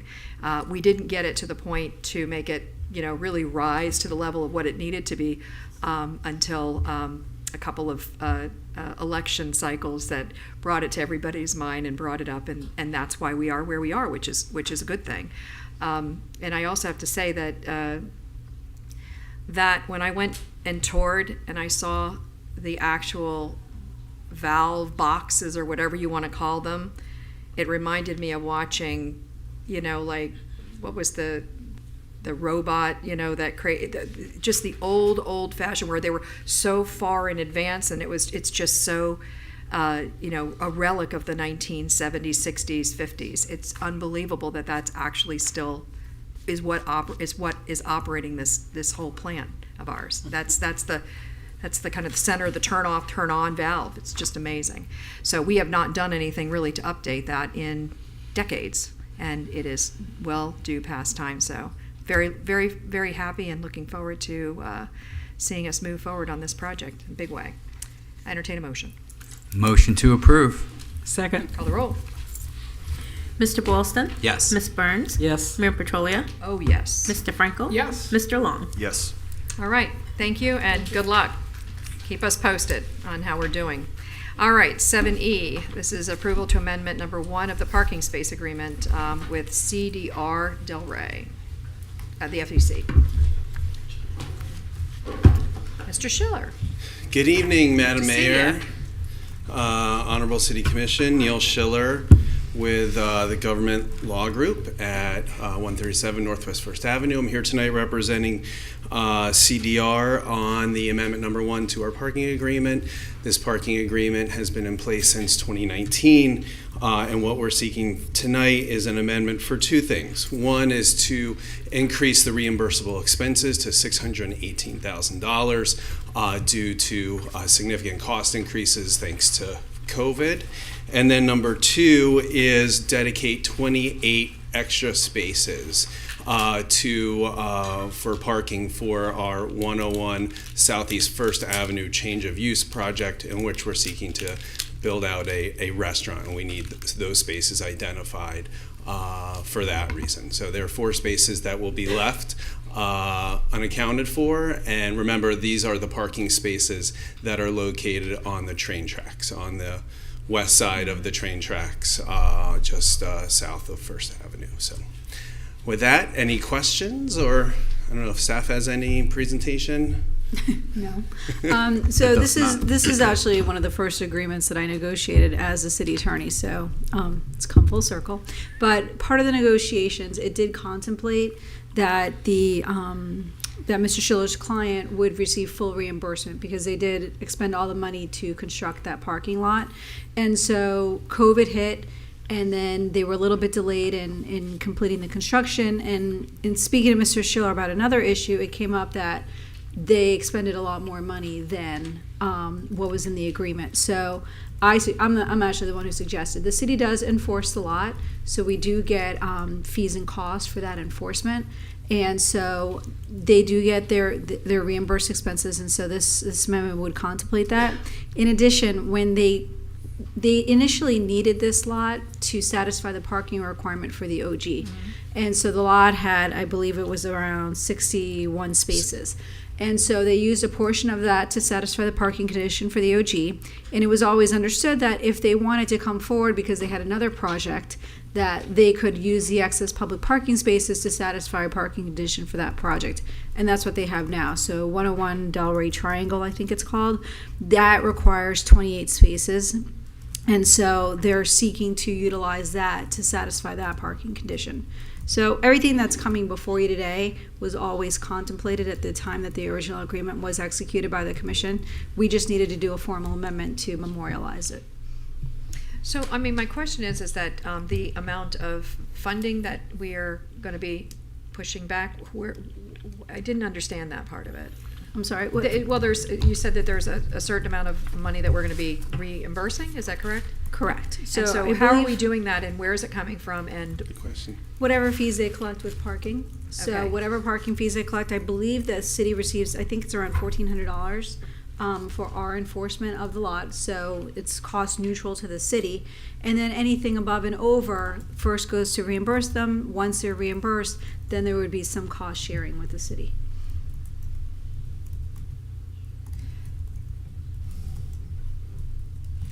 I don't know why I didn't anticipate that there would be a reimbursement coming forward, where I know that they were doing they couldn't have made the OG without doing what they did. Okay, so why is it becoming the city's responsibility to be able to reimburse that? Just trying to I don't think figure it's that the city's responsibility. I think that because they agreed to make these public parking spaces, they could have created this parking lot and used it as a private lot for themselves. But instead, for the past 4 years, they've been allowing the city to meter it, so it is metered, and it is public spaces for the public to utilize. But this is the FEC land, This is the correct? FEC. They received a lease from the FEC railroad, and so they have like a 99-year lease. And if for some reason the agreement contemplates that if for some reason they lose that lease, they need to find parking to satisfy their conditions. Otherwise, they're going to be closed. Right. So it's not, this blanket approval that, they'll never have, if for some reason they lose the lease, they have to find parking elsewhere. This is similar to the off-site parking agreements that we have. It's just that he had an excess of parking. No, I understand that part in of the it. lot. It's just the reimbursement part that's. They provided me with the receipts, and they were legitimate, and so. I'm not questioning that. I just Yeah. never realized that we were going to be reimbursing. That's the issue that I was concerned or having. Understood. Okay. Any other questions, concerns? No? Okay. Entertain a Motion to approve. Second. Call the roll, please. Ms. Burns? Yes. Mayor Petrolia? No. Mr. Frankel? Yes. Mr. Long? Yes. Mr. Boylston? Yes. All right, resolution. Thank you. You got it. Resolution 63-24. I'll go ahead and take this, although we have Mr. Orris and Ali with us, Special Okay. Events Manager. But this is the annual Easter Sunday. Easter Sunrise Service. This is a special event, therefore necessitating City Commission approval in this regard. Most of you, if not all of you, are quite familiar with this event, so unless there's a need for a formal presentation, the recommendation is a stance. I don't have any questions about it. I mean, it's No. an annual event. Unless there's anything changes? No. Nothing? Motion to approve. Second. Call the roll, please. Mayor Petrolia? Yes. Mr. Frankel? Yes. Mr. Long? Yes. Mr. Boylston? Yes. Ms. Burns? Yes. That was the quickest sit down and get up from those seats tonight. You all So, know me. I Mayor- like to keep it Yes, simple. yes, there you go. Mayor, because the special events policy does allow the manager to make changes, for events like this one, it's an annual event, do you want us to add that to the list so that it doesn't come before you, or is this something that the commission wants to see whenever it comes forward? I mean, unless there was any changes, I don't know why we would need to, because it is part of something that we do every year. Correct. So you can provide that direction if there's Yeah. a desire. Would we want to do that? Yes. I would say so, yes. Okay, so we'll add that to That the helps. policy? Yep, very good. Good job. Thank you. You got it. All right, we're now at public hearings, and we are doing the ordinance number 03-24. It's a second reading. An ordinance of the City Commission of the City of Delray Beach, Florida, amending the City of Delray Beach Code of Ordinances, Chapter 37, Delray Beach Code Enforcement, to create a new section 37.37 through 37.39, to establish a civil citation procedure pursuant to Florida Statute 162, Part 2, as an alternative code enforcement method, providing a conflicts clause, a severability clause, and authority to codify, providing an effective date, and further purposes. This is second reading. Okay, so I just did a very brief presentation. So what is a civil citation? So these are going to look like traffic tickets that people receive. Florida Statute 162 does authorize the city to institute an alternative method of code enforcement. We actually had this years ago, and the previous city attorney took it off the books. Essentially, he felt that we weren't prosecuting the cases properly, and so it was removed, much to staff's chagrin. We've had a little bit of time to regroup, and so that's why you're seeing it again. Basically, if an officer has reasonable belief that somebody violated the code, they can choose to give a civil citation. And so it's just a third method that we have in our playbook in order to achieve code enforcement compliance. And like I said, they're similar to a traffic ticket. So what are the benefits? It's just another, like I said, it's another tool. Right now we do have the code board, we do have a special magistrate, and this would be a civil citation that would go to the county court. It's an expedited and efficient process for correcting code violations. We see the person violating, they get a ticket right then and there, so they're clearly on notice that there is a violation. Some of our code violations do have criminal consequences, and I think the direction from this commission is on some of those things like dogs on the beach. You've told us we don't want to see people getting arrested, so what we've been doing is we've been giving warnings, but as you know, that doesn't really have any true consequence, right? And so this actually would allow a law enforcement officer or a code enforcement officer who sees a dog on the beach to issue a citation to the offender, and the person would have the ability to either pay the fine and be done with it, or they could contest it to the county court. And again, it just provides flexibility and discretion to staff. This doesn't mean that we don't use the code board or that we don't use the special magistrate. It's just another method to try to achieve compliance with our code. And so what's the process? The code enforcement officer would observe the violation of the code. They could issue a civil citation. The citation is either paid or contested. If it's paid, there is a discounted rate if you don't contest it. And if it's contested, then it goes before the county court to a judge, and it's going to look just like when you go to traffic court with those types of cases.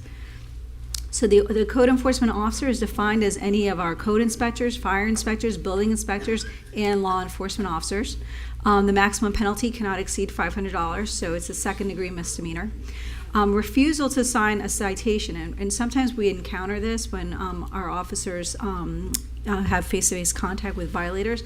It is a second-degree misdemeanor, so it doesn't inure to somebody's benefit to refuse to sign the citation. And then the failure to pay the fine or to appear before the court results in the entry of a judgment, and the fine won't exceed $500.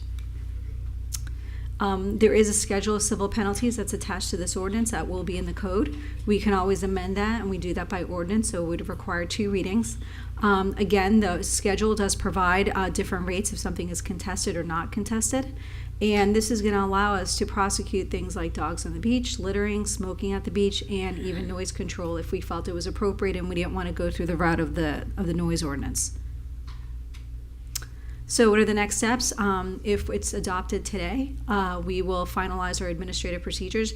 We do have to essentially set up an account with the county court. We have to create the traffic citations. There is going to be some element of staff training to make sure that our staff understands the process for this. And we will do some public outreach, so there will be a period of giving out warnings before we're in play. And we anticipate May 2024, this will be a full method of enforcement for staff. And that's it. And this is a second reading, so it's a public hearing. All right, so if there's anybody here that would like to speak to ordinance number 03-24, now would be the time to step forward. Seeing no one, public comments closed. To the commission? Yes, thank you. Absolutely. I definitely support this. I would just maybe suggest, particularly with the smoking on the beach and the dogs on the beach, you may want to put violation is punishable by whatever it is, because I think that would, the signs are out there, but people just go past it and ignore it, and they don't care. And I see repeat people doing it, and Are you suggesting updating the signs to include what the penalty is going to be? There should be a penalty. In my view, it should be, but I think a big problem is we have the lifeguards or law enforcement personnel going, is this a service dog? And someone's going to say yes. An emotional support dog is not a service dog. Correct. if you're blind, that's a service dog. So everyone says they have a service dog. I would say 98% of the people do not. So I think this is a great way for judicial economy and definitely support it. Deputy Vice Mayor, anything? And it will also cover, because I've seen comments about not picking up when the dogs defecate. This covers that as well. Anything else? Anyone? No. Nope. Okay. Entertain a motion. Motion to approve. Second. Call the roll. Mr. Frankel? Yes. Mr. Long? Yes. Mr. Boylston? Yes. Ms. Burns? Yes. Mayor Petrolia? Yes. Okay. 8B, also a second reading. It's ordinance number 06-24. An ordinance of the City Commission of the City of Delray Beach, Florida, amending the land development regulations of the City of Delray Beach Code of Ordinances, Appendix A, definitions by updating the definition of tree trust fund to include a provision for use of in lieu funds to offset maintenance costs for trees and palms, providing a conflicts clause, a severability clause, authority to codify, and providing an effective date. Kent, I have it here if you need it. And this is second reading.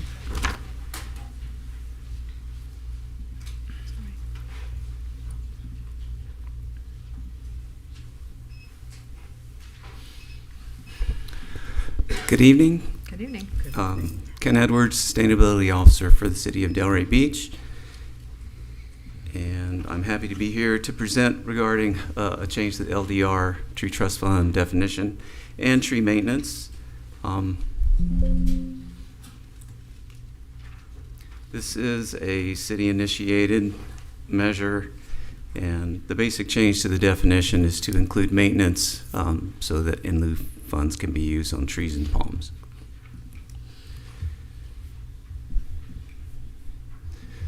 So you've seen this before. The city has a long history of taking care of tree canopy and managing canopy. A couple of recent activities are the tree planting program beginning in 2020. That's 10,000 trees in 5 years. And in 2022, we had data gathering and writing of a plan, urban forest management plan, and tree inventory for our 10,599 trees. So a lot of effort, a lot of attention to trees in the city for a long period of time. In the urban forest management plan, tree maintenance was a major issue. Any area that has significant tree canopy is going to have a maintenance program in order to be able to have existing trees continue to grow and contribute to the canopy. And that's one of the most cost-efficient ways to have canopy, is to take care of the trees that you have. This was an important recommendation in the urban forest management plan. Also in the tree inventory, which was in 2022, there were, for all of the trees, condition assessments done and recommendations for maintenance that needed to be done. So we have data that shows the importance of maintenance. In another program, the tree planting program, we have a 1-year warranty period for those trees that are planted. It is understood that at the end of the warranty period, like any living organism, maintenance can be a need. And so how do we gap between the tree planting program and then maintenance that's going to occur by the departments that are managing properties? And that really was the gist of recent looking at maintenance. But this maintenance issue is something that has we've been aware of for years and years. The bottom left picture I brought in the presentation in December. And I don't know that I emphasize that in the tree planting program, it really is a very small percentage of the trees that are planted that after the 1-year warranty period may need a little bit of extra care. Any tree can potentially need some care, but these particular ones, they're planted, they were planted after a request from the community, first of all. Second of all, they were thatch palms that were planted in an area adjacent to cabbage palms, which are another native palm, and also oaks. So it was a reasonable location for those trees to go into. At the end of their 1-year warranty period, that was in September and October of last year, when you may recall we had about 6 weeks of virtually zero rain, an extremely dry period. So right at a time when the change in how those trees were handled, we had a very big change in the conditions that they were exposed to. So that was why I used them as the example of a small percentage in the tree planting program that may need to have some maintenance. Certainly the department's taken over that maintenance is a good idea, but until we work through all of the maintenance on all of our trees, the thought was we should be able to continue that with the tree planting program. And I'm glad to say, with just a little bit of mulch and a little bit of water, the picture on the upper right-hand corner now is just a few weeks ago. All 5 of the palms have recovered. I mean, they were stressed. They definitely needed some extra care, and just a little bit of care got them to where they're surviving. So this is, again, a very small number of trees, but to protect that investment is something that we should find a way to do. And so, again, presentation was made in December of 2023 before the commission. Much of the same maintenance information and direction was given to come back with a revision to the tree trust fund definition to allow for maintenance to be done. Tree trust fund definition, since its inception, was the only guidance in how the tree trust fund was to be used. There wasn't additional background information. So we had a revision of the language. It was taken to the Planning and Zoning Board. Ultimately, the board voted 4-0 in favor of the amendment, but there was a lot of good discussion. And one of the main points was a concern for use of the tree trust fund for maintenance purposes, that the tree trust fund was really intended to plant more trees, and so somehow balancing or minimizing the amount of money that was spent out of the tree trust fund on maintenance was highly suggested. There was also discussions with staff on the definition language, and there were concerns similar to the board that tree trust fund was to expand a canopy and plant trees. And another concern was that the city departments don't have sufficient resources in order to be able to do additional maintenance on trees. So that is a clear concern and something that I have heard during the tree planting program. A little side issue, but something that we definitely need to look at down the road.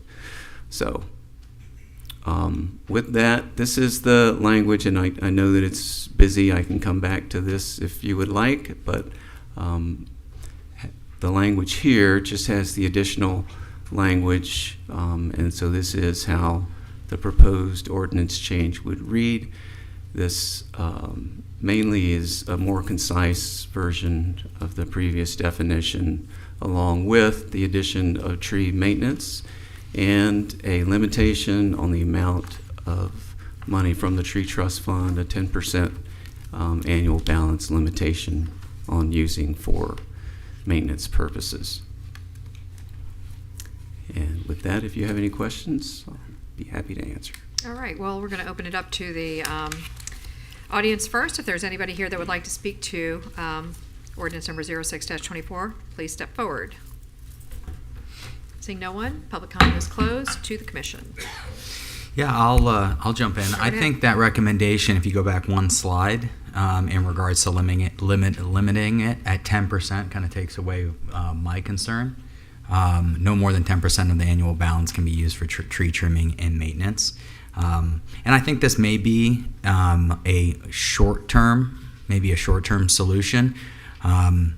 But with our maintenance teams already undermanned and overworked, and we're planting literally thousands and thousands of trees. That was probably a conversation. If we went back before we started this, we would have maybe talked about it a little bit more. Not only maintaining the trees that we're planting on our property, but the responsibility when we start planting them on county or school district property, right? And just assuming, hey, We planted these trees, hundreds of them, on your property. You're going to maintain them, right? The school district is bound, dealing with their own budget issues, right? So I think this is a good solution for now. I think as we get closer to those 10,000 trees being planted, maybe there's an opportunity to ramp up maintenance to just include that in our regular maintenance schedule. But I do think capping it at 10%, it's very similar to with some of the affordable housing programs where they only allow you to use a small percentage to manage that fund, but the rest of it has to go towards actual programs.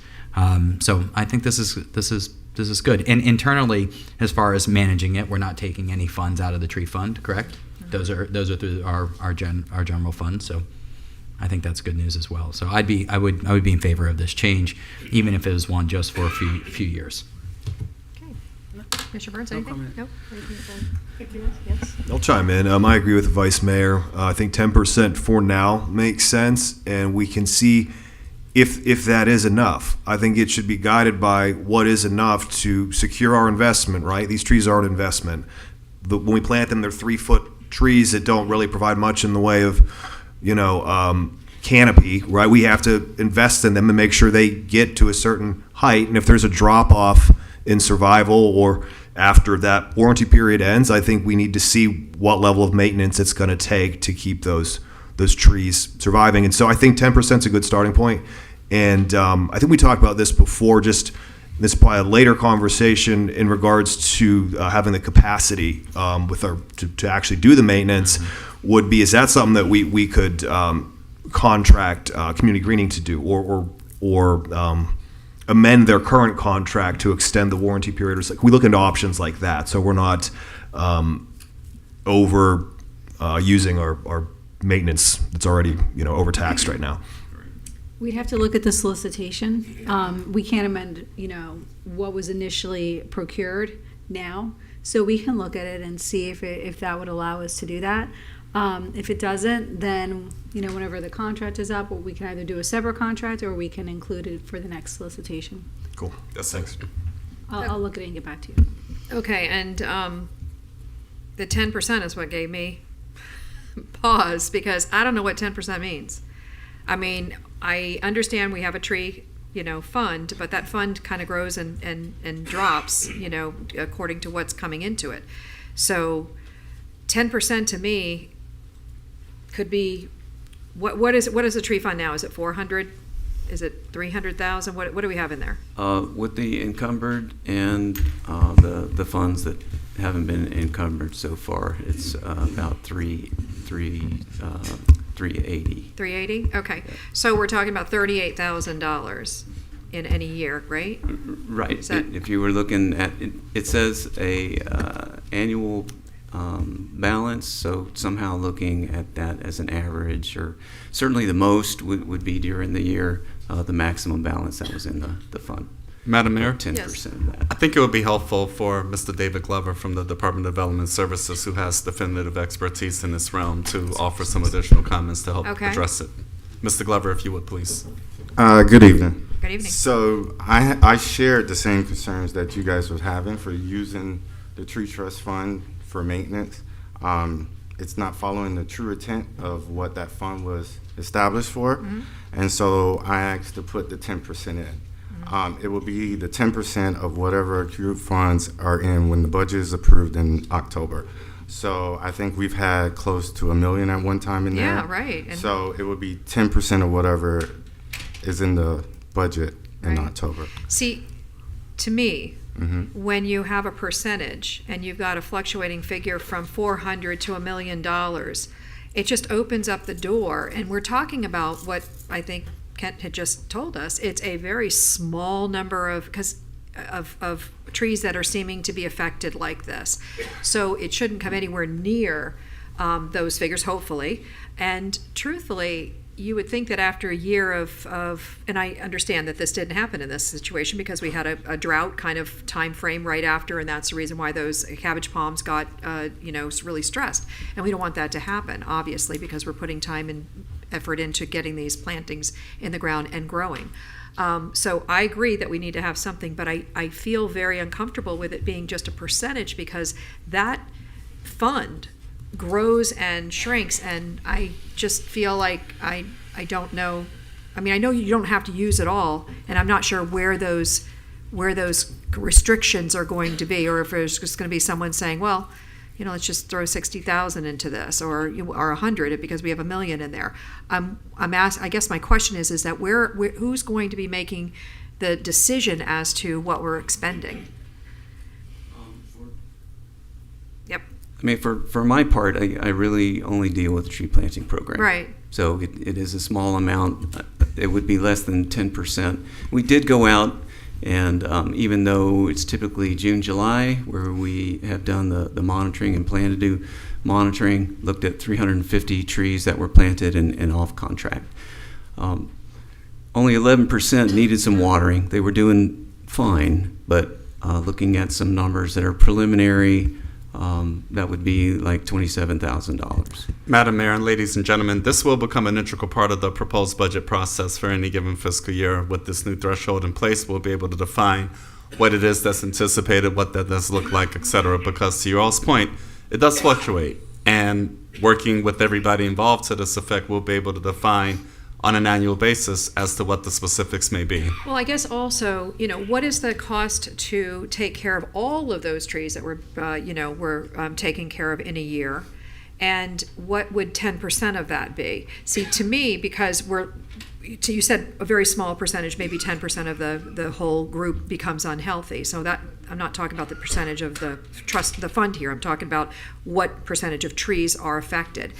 To me, that's the better approach to get an idea as to what we would be potentially funding, and then have an amount versus a percentage of a much bigger figure. I just feel a little uncomfortable that we could be going from 30,000 to 100,000, depending on what that trust fund or that fund has in it. Do you see what I'm saying? I don't think that could happen, only because, you know, the staff's authority through the manager is up to 65,000. Okay. Anything in excess of that, if we wanted to enter into a contract for tree maintenance for 100,000, because that's what this ordinance allows for, would have to come to the commission. You'd have to approve that. So I think we are still bound by our purchasing code and those authorities that are in there. Okay. Well, I still think it's a lot of money at 65,000. I'm sure that's probably not what the cost is to manage a very small percentage of the trees that we're planting in that particular year. But listen, I want those trees. I want them taken care of. I don't know that this is the right way to do it. And maybe what will happen is that as we go down the path, you guys will realize that it's not and maybe change it. I don't know. But I don't want to not have a maintenance aspect. If the commission feels more comfortable, you can cap it at a dollar value. You can say no more than. But we're kind of like trying to pull a number out of the air. We don't know what it costs to maintain. It has that built-in cap, which that made me That's feel a little bit better, 65. because you know, I was just thinking about with my example with like affordable housing programs, as the pot grows, the percentage grows, right? But there's more money to manage, so there's more programs to manage, there's more grants to put out. But this is actually kind of obvious. If the less we spend in that account, the less trees we plant, the higher it goes. Therefore, the higher the 10% is to manage less trees.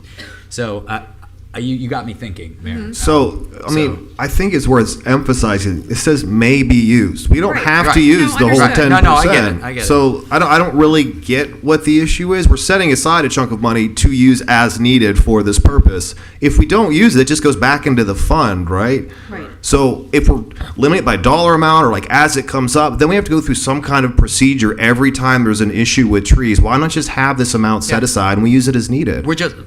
You know, that's my We're just sense. having a conversation because the 10% is actually based on the money in the account, not the money spent on planting the trees that you want to maintain. So it was just maybe worth a discussion. I know, and maybe what the better way to look at this would be in the future. I'm not gonna bucket here. Is that if we're planting a certain number of trees, we put a certain percentage of the number of trees that we are on the side, because that is more indicative of what could happen. A 10% or a 15%, side amount in order to be able to maintain those trees. Again, just an idea. And just to flip it the other way, Deputy Vice Mayor Long, what if we had a great year where we plant an incredible amount of trees and we have nothing in the fund? and so 10% of that would be very little, and we just planted a We should record have amount of something trees the for previous year. So the specific amount that we're planting. I think we just wanted to put Yeah. some And I'll- safeguards in there I so get the it, entire yeah. amount's And not I'm, being and, used I'm, for and I'm maintenance. good to go forward, but I think it needs probably a little bit more. You're going to experience it, and then Yeah. you're going to determine whether or not it works or not. This is the recommended I agree. start, ladies and gentlemen. Yeah. It's a Okay. start. yeah, I think it's a good. Yeah, All right, it's a good entertain a start. motion. Motion to approve. Second. Call the roll. Mr. Wilson? Yes. Ms. Burns? Yes. Mayor Petrolia? Yes. Mr. Frankel? Yes. Mr. Long? Yes. All right, 8C, ordinance number 08-24. An ordinance of the City Commission of the City of Delray Beach, Thank Florida, you, amending guys. the land development regulations of the City of Delray Beach Code of Ordinances, Chapter 4, zoning regulations, Article 4.4, base zoning district, Section 4.4.3, single-family residential R1 district, Section 4.4.5, low-density residential RL district, and Section 4.4.6, medium-density residential RM district, to adopt floor area ratio and building articulation regulations for residential development east of the Intracoastal Waterway, amending Appendix A definitions to adopt definitions for horizontal articulation and step back, providing a conflicts clause, a severability clause, authority to codify, and providing an effective date. And this is second reading.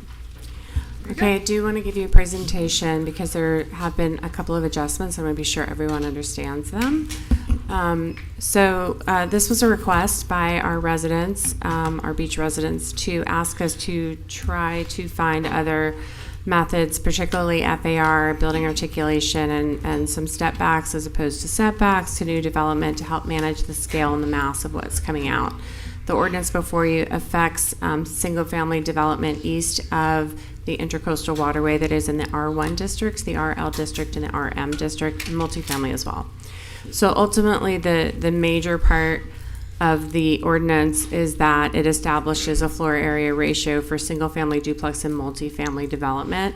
And I've got that is not historic in parentheses, and I'll explain that edit in a minute. So basically, a group from the beach, some are BPO within BPA boundaries, others are not, were very united in their concern about how large the infill development was happening.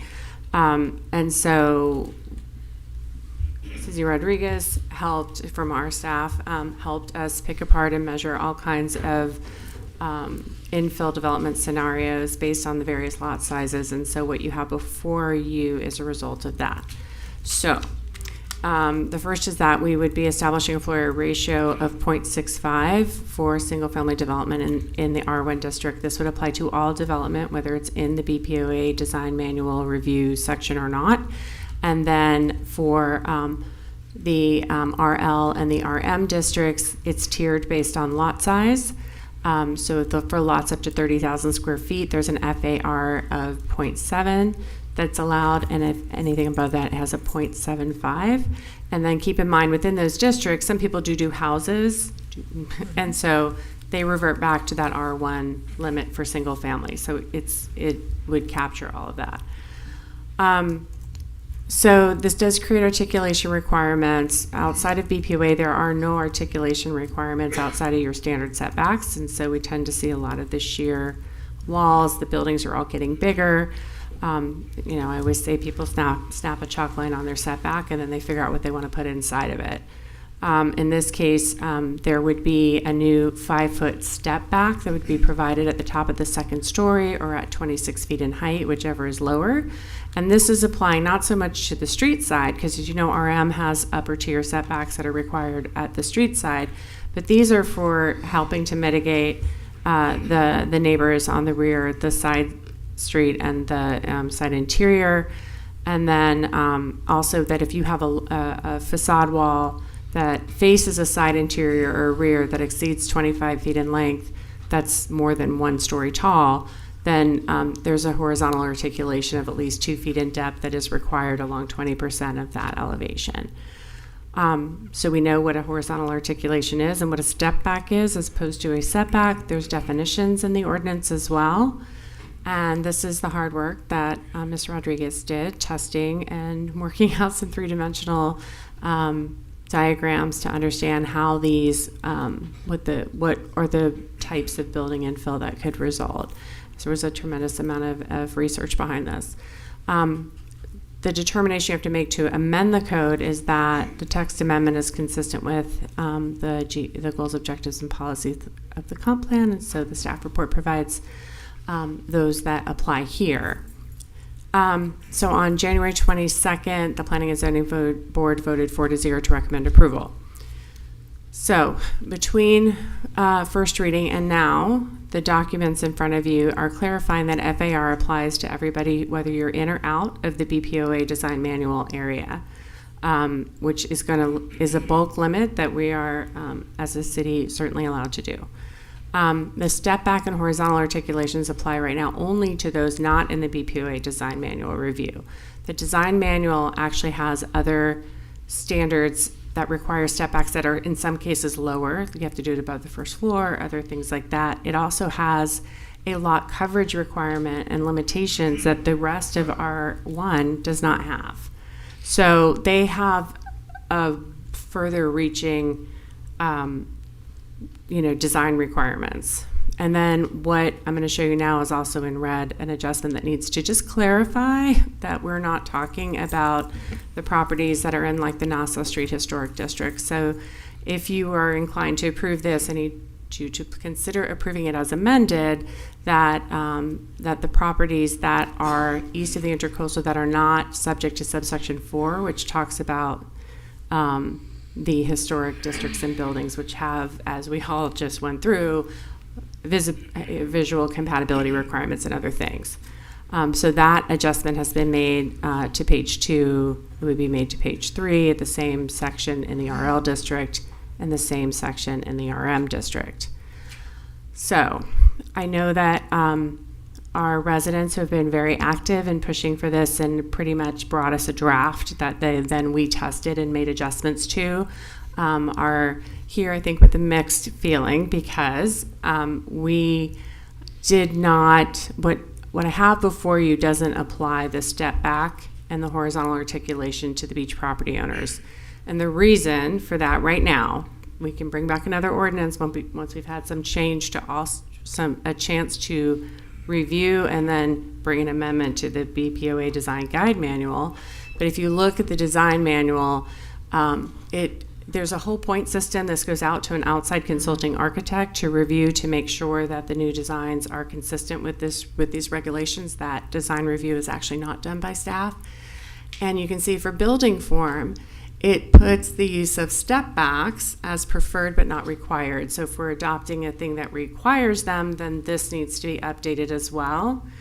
And then we had a couple of houses come in the last couple of weeks that went through the review for approval, and they were stepping back at the first floor, and we kind of weren't clear whether now would we make them step back again at the top of the second, because it said everybody.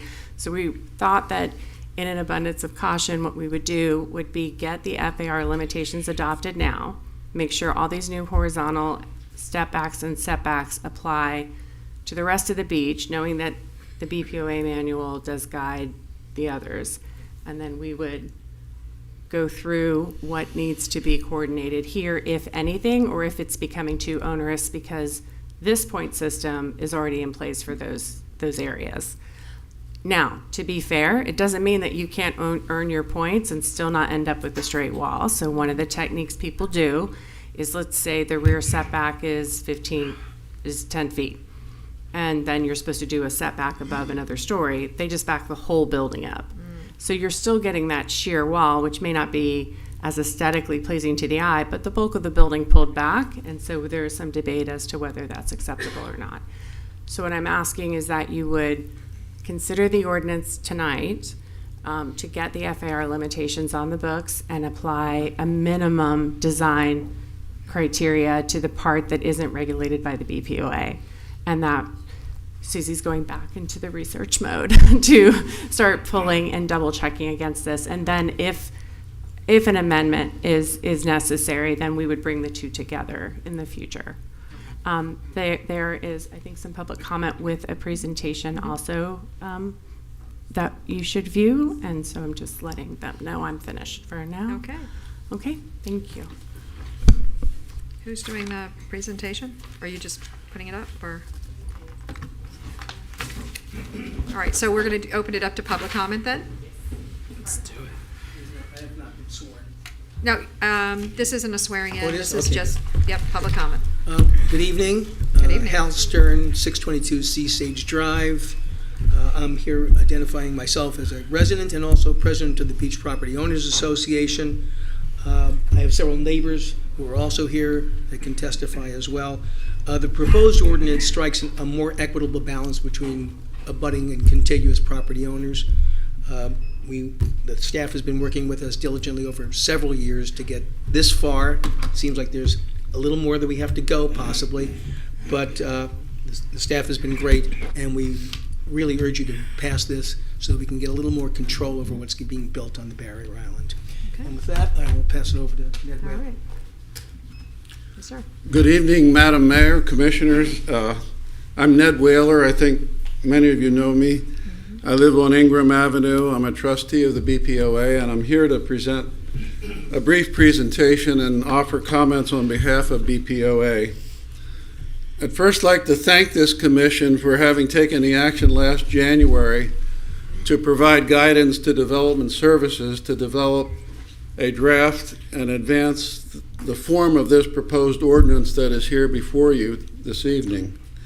I'd also like to thank the Development Services team for working collaboratively with us. This has been going on back and forth now for 3 years, and we probably had 12 meetings together, which has brought about the document you have before you. Mr. Ned, you have 3 minutes, and it's already at 2, so I just want to make sure you're aware. I think I have 6 minutes if I speak on behalf of the organization. Oh, he does? Okay, very good. Okay, Well, but I'm I'll just do it looking in at the 3. clock. No, that's all right. You take your time. As you all know, it seems like every day or every week there's another house being demolished and subsequently replaced by a new infill house. The infill homes, in many cases, are way out of proportion, with the style, the charm, and character of existing neighborhoods. You see this all over the place. Here before you on the first slide of this presentation is one of our poster child examples of the kind of impact that basically a 12,000 square foot home has on an established residence, with a nice terrace and pool and entertainment area in their backyard. The bulk of this structure, it just looms large, as you can see, over the privacy of the neighbor's rear terrace. It's just one example of the many problems you'll find on the barrier island. If I hit the button, yeah. So I just want to show you a few more cases. You get the visual effect. This is one on Lowry Street, under construction. How'd you like to have this right in your backyard? This is one in the Seagate neighborhood. This is one down on Brooks Lane. This is the east side. Here's the same building on the west side. Neighbors on both sides. This is the one I just showed you. The owner of that property is here to speak briefly in a moment. Here's one on Gleason Street, another on Sea Spray, and finally, this is one of but very many that have been built in and around Vista Del Mar. This type of problem that I describe is happening all over the barrier island, and these new homes are simply way too overgrown for the neighborhoods. One might ask, what is the harm? The harm is a profound loss of privacy, destruction of neighborhood charm. Neighbors lose their pride of ownership and their sense of community as their homes are dwarfed by 3-story flush vertical walls built right next door, 7.5 feet away. Over time, this sort of oversized construction would truly end the charm and character of our village by the sea. In our meetings with Development Services, our approach was to keep it simple. The targeted issues were volume, scale, articulation, and third-floor stepbacks. The approach was to mimic parts of the LDR language already in effect for the Lake Ida district. So these FAR values, for example, this notion is not a precedent. The suggestions we made on behalf of the citizens and the BPOA were threefold: set floor area ratio standards, establish horizontal articulation standards, and provide a step-back rule at the third floor level. We suggested no other changes to the LDRs, none involving any of the other language or standards. And in conjunction with development services, we made real-world, careful analyses of different lot sizes, footprints, and styles to be sure we avoided no unintended consequences. So the outcome you have before you is the result of 3 years of work together. By far, this issue has been the #1 vocalized concern of residents on the Barrier Island, and in particular in our BPOA membership. So we humbly ask your approval of this ordinance tonight because this place matters. I got this booklet at home and I thought that says it all. Sure does. Thank you very much. Thank you. Yes, sir. Hello, my name is Bob Schneider. I live at 808 Sea Sage Drive in Delray Beach. I've been a resident since May of 2011. Just to keep it quick, I just want to add one thing. We moved here because of the charm and character of Delray Beach, the village by the sea. And we didn't move into an office area. And the new codes, because of the rising water, means that we have to be anything built has to be 9 feet off the ground, and I guess sea level is 3. So you add the 6-foot difference to 35 feet, and you're looking at something towering at 41 feet. And I think this is a very, very smart thing that will make it more acceptable all and really won't hurt anybody who wants to build. And I'm seeing homes with the setbacks in the front, and I think they're really very, very nice, the modern homes. So, but I do object, and my wife wanted to be here, but she couldn't, to the video presentation of the homes, because that's what we're facing. So thank you. Thank you. Yes, sir. Yes, ma'am. Hi. Hi. So my name is Maura Abad, and I live at 902 Sea Sage Drive, which is also within the Seagate neighborhood. And I have to tell you, when my family and I moved here 12 years ago, like many, we immediately fell in love with Delray because of its vibrant and charming downtown and low-profile buildings. And we also chose our neighborhood because of its variety of home styles, its historic charm and appeal, and the beauty of the Barrier Island. And a lot has happened in the years that we've been here. There's been a lot of teardowns and rebuilds of several homes in our neighborhood. And though I do appreciate the differing styles of homes, I know that I'm definitely not alone in feeling that some of the new ones built are way too tall, too close, and look completely out of character in the neighborhood. And people are really building to the very extreme limits of what is currently permitted. And with the oversized homes, new elevations, and 3-story flat vertical walls with added parapets on top, these homes are towering over other homes and dwarfing the homes around them. And I happen to live across the street from one of the homes that was in the slide presentation. And these homes are blocking sunlight, they're casting shade upon other homes, they take away privacy, and often they have lighting that at night spills into the adjoining yards. And these homes have a massive height and density, and they're really destroying the charm of the neighborhood. And it's really not only our neighborhood. When I walk around the Barrier Island, I see it happening in the other neighborhoods too. And I know that I'm not alone when people often wonder, how could these massive homes have been approved? So what we really need are some rules that limit the mass and scale and the height of homes in our area. So I really would ask the mayor and the city commission to approve this ordinance. Thank you. Yes, sir? Anyone? Good evening. My name is Gary Rice. My wife and I live at 1230 South Ocean Boulevard. And if you would be kind enough to pull up slide 7, I think it is. The first one. With the images of the houses? The first house that was shown. Okay, gotcha. That's the one.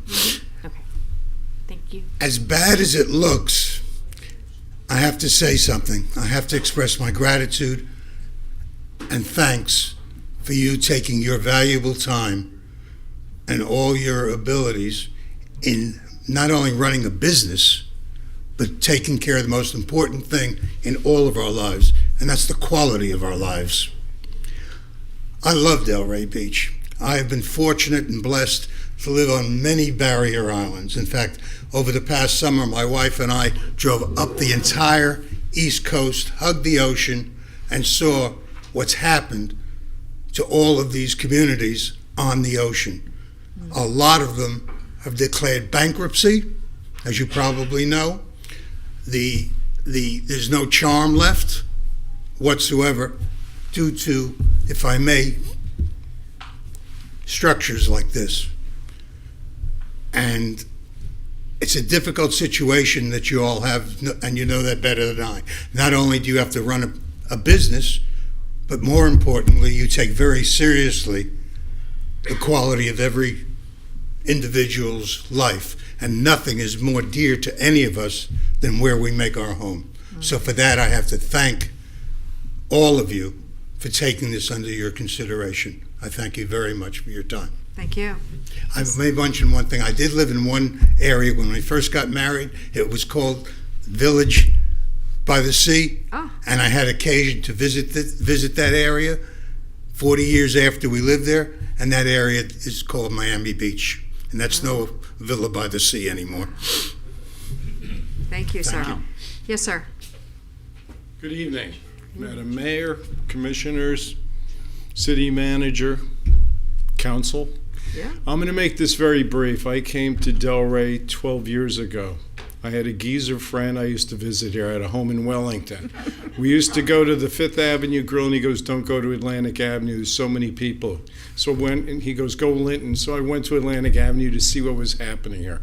I relocated from Wellington, where I still maintain a horse farm, and I've been here for 12 years as a resident. And I want to leave you with this thought today. There's a song on the radio now. It says, "It has gone from charming to alarming. The infill is alarming. The charm of the Seagate neighborhood when I moved here has changed dramatically. All those beautiful Florida homes have disappeared, and it's all about money. We all know that. When you have to pay land prices that are as high as it is on the Barrier Island, you have to get cube and you got to get square footage because that's how everything is valued. So our neighborhood has been, the infill has gone from north to south, east to west. There's no lawns. There's a pool and a monstrous house. I lived through it when I lived in California. I've seen Manhattan Beach, and I've seen Beverly Hills. This is a charming city, and I see that there's a consistency amongst all of you and those running for offices. There are certain things you all agree upon. There's more that you agree upon now than you ever have before, and thank you for your service here in bringing that together. I think we have to make some decisions. It's not going from one extreme to the other, it's balance, and I think we've lost that balance, and we think we have a chance here to get it back. Thank you for your time and your patience this evening. Thank you. Yes, sir. Hey. Hey. George Law, 46 North Swinton. I'll make it brief. I visited one of those houses one time that was near one of the infamous structures in the back, like the pool like that, and it's worse than it looks. You cannot believe how bad it is. When you go out the little back door, they had the pool, and I looked up there, and it's monstrous. It's terrible anyway. And anyway, also Frank Carabino writes an article for the Palm Beach Post, and he referred to these houses as postmodern dental office, only very big. I thought that was pretty good. The voice of reason there. Thank you. Anyone else? Seeing no one, public comment is closed to the commission. Mr. Long, if you'd like to start. Sure. First of all, I want to thank the BPOA and our development services team for really collaborating on this and working on it for so long. I'm really excited to see the progress we've made. I think it's a great start, but I really appreciate the BPOA being patient with us while our team does its due diligence and really being true partners in figuring this out together. And I'm just really excited to see that we're at least making some progress on this front. I know it's been an issue for a long time. So thank you, guys. Very good. Commissioner Frankel? Thank you. I'm in agreement and support. Thanks. Okay, very good. Commissioner Burns? Same here, in agreement and support. All right. Vice Mayor?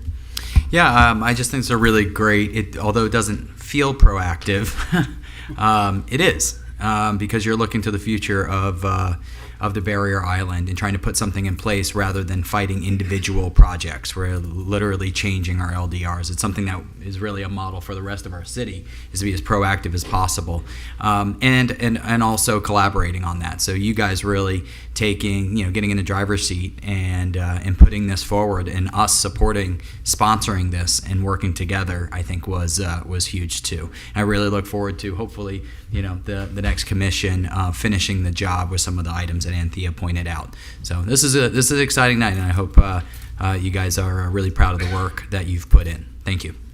And I agree 100%. I think that what's going on is all about, like the gentleman said, land value and what you have to build on it. And I think that unfortunately that's why we're getting what we're getting in some of these builds. It's much more expensive to build something that looks a little bit more like what everything else is than it is to just do a cube. I know that's a lot less expensive, and there's an interest to the current generation that really likes those very ultra-modern, non-fitting into our village by the sea. So I am definitely in support, and I don't even know if it goes far enough. I would go further, but I'll let you guys take that and move forward down the lane with it as you see fit. So you have my support 100%. Entertain a motion. Motion to approve. Second. All right, call the roll, please. Ms. Burns? Yes. Mayor Petrolia? Yes. Mr. Frankel? Yes. Mr. Long? Yes. Mr. Boylston? Yes. All right, Sorry. very good. Is it motion to approve as amended? Yes, as amended. Can we do it again? Yes, motion to approve as amended. Second. Call the roll. Ms. Burns? Yes. Mayor Petrolia? Yes. Mr. Frankel? Yes. Mr. Long? Yes. Mr. Boylston? Yes. All right, very good. So on to comments and inquiries on non-agenda items. Mr. Moore. Yes, ladies and gentlemen, I actually have one formal presentation, and that is in response, pardon me, That's some pardon me, presentation. no, clear my throat. Clear that throat. Yes. So in any event, in response to a commitment offered during the February 20th meeting to offer a comprehensive yet succinct presentation relative to the status of significant progress being executed. Okay, why don't we take all the business from inside the sirs? Fellas. Gentlemen, Gentlemen. can you take it out there? We're trying to do business here. There you go. Go ahead. Okay, I'll start again. Thank you. So as committed during the February 20th meeting, direction to offer a comprehensive presentation, a comprehensive yet succinct presentation relative to the status of major or significant projects and programs being engaged by the city of Delray Beach is being offered this evening. And frankly, you all witnessed probably the first part of that during the authorization of agenda item 7D pertaining to the progressive design build agreement for the new water treatment plant facility. So that was a significant step in the right productive direction, getting us squared away in that regard. However, given that we've had an opportunity to engage and visit with all department directors involved in the administration and implementation of large-scale capital projects, I've asked Assistant City Manager Jeff Forrest to assist us with a brief presentation in this regard. So down the line, multiple departments, and should there be any specific questions regarding any updates to this effect, other department directors involved in the execution, as noted, will be in position to address questions or concerns you might have. Mr. Orris, if you would, please. Thank you, Mr. Moore. Mayor, Commissioners, I hope to get through this as I usually do, simple and quick. Very good. And as Mr. Moore mentioned, the department directors are here if you have more in-depth questions. And we're going through this department by department, which many departments don't have large-scale projects, so they're not included. The Sustainability Division continues their tree planting program. We're now in year 3 of a 5-year program. Thus far this year, we have already planted 70% of the 2,000 tree planting goal for this year. Fire Rescue Department right now, their main focus on a number of things is vehicle acquisition. There are 3 vehicles that they're looking to acquire. 2 of them, the suppression engine and aerial truck, the order has been placed with the vendor. It's going to be quite some time before we actually take delivery of those, but the order has been placed. Rescue truck, we're still waiting on a quote from the vendor. The Office of the City Manager, we're overseeing 2 projects right now. The golf course renovation rehabilitation. We're working to onboard a consultant with expertise in golf and golf courses. We may wrap that up shortly to assist in evaluating and preparing an RFP. The RFP will be released shortly after the experts' services are contracted. The Crest Theater Management and Operations, we did do a request for letters of interest and received 5 respondents. We are putting together a more detailed RFP with more detailed information that will be released only to the limited pool of those people who responded to the RLI. We expect to have that out within the next 2 weeks. Parks and Recreation, their public restroom renovations, which is under the general obligation bond, are estimated with an RFP at the end of summer, and then those will start at that point and progress through the list of all of the public restrooms that need renovation. Athletic field lighting, again, part of the bond issue. It's estimated for a summer approval, and then the project will start in early fall. Locker room renovations in some of the properties are estimated again for a summer approval, with project start in early fall, still part of the general obligation bond. Cemetery mausoleum is in design phase. Hopefully we'll be moving forward with that shortly. Leon Weeks Playground Improvements, project is now complete. Tennis stadium enhancements, that project is complete. Park pavilions, the pavilion at Orchard View Park begins in March. We'll progress from there. Pine Grove Park Playground is currently in its design phase. Public Works, the beach, beach storm repair and renourishment, new sand as a repair from Hurricane Ian is to begin in late 2025 and will be 100% funded by federal dollars. The city is seeking additional sand during that project to repair the entire beach corridor. So it's not just let's pile sand on the beach, it's let's go back to a more historic corridor. That cost will be shared cost between the city and the county. Beach showers and fountains, that project kickoff is anticipated in March, and we'll be working on all of those down at the beach. Again, part of the general obligation bond. Crest Theater renovations, we're now into city infrastructure. They're complete for what we had on there. A number of you were at the ribbon cutting that we held on Friday, very well attended event. I think everybody's pretty excited about what's going on there, and hopefully we'll be able to get an operator in there shortly and start to see some use there. Fire Station 113 replacement, construction began in October 2023. Many of us were at that groundbreaking. All the underground work over there is completed. The stem walls constructed and the walls are going up. The Delray Beach Seaboard Airline Railway Station. The interior and exterior of the building are in final stages. Site work began at the end of January 24 and is anticipated to be completed within the next 90 days. We're expecting a ribbon cutting in late April. New police department headquarters, again, this was a general obligation bond project. We're updating the prior space needs analysis so that we know exactly what they need over there. The design will commence once that needs analysis is updated. Pompey Park, we're working on some legal documents and a new solicitation to seek a construction manager at risk. As far as stormwater, the historic Marine Way, seawall, roadway, and drainage improvements, an invitation to bid the construction has been advertised, so hopefully that'll get rolling very quickly after that. The Thomas Street Pump Station rebuild, the design's complete. We're working on permissions from adjacent property owners. As far as neighborhood projects go out of Public Works, the Northwest Neighborhood Improvements, which are funded by the CRA, project has 3 construction phases. Of course, phase 1 is currently at 60% design, and 2 and 3, the 60% design is expected to be completed later this month. Tropic Isles Neighborhood Improvements, which is a large chunk of this is under a Florida Resiliency Grant. 60% designs are expected in April, so hopefully shortly thereafter we'll be able to start moving on that project some more. Palm Trail Neighborhood Improvements, creation of a neighborhood plan is anticipated to kick off in April.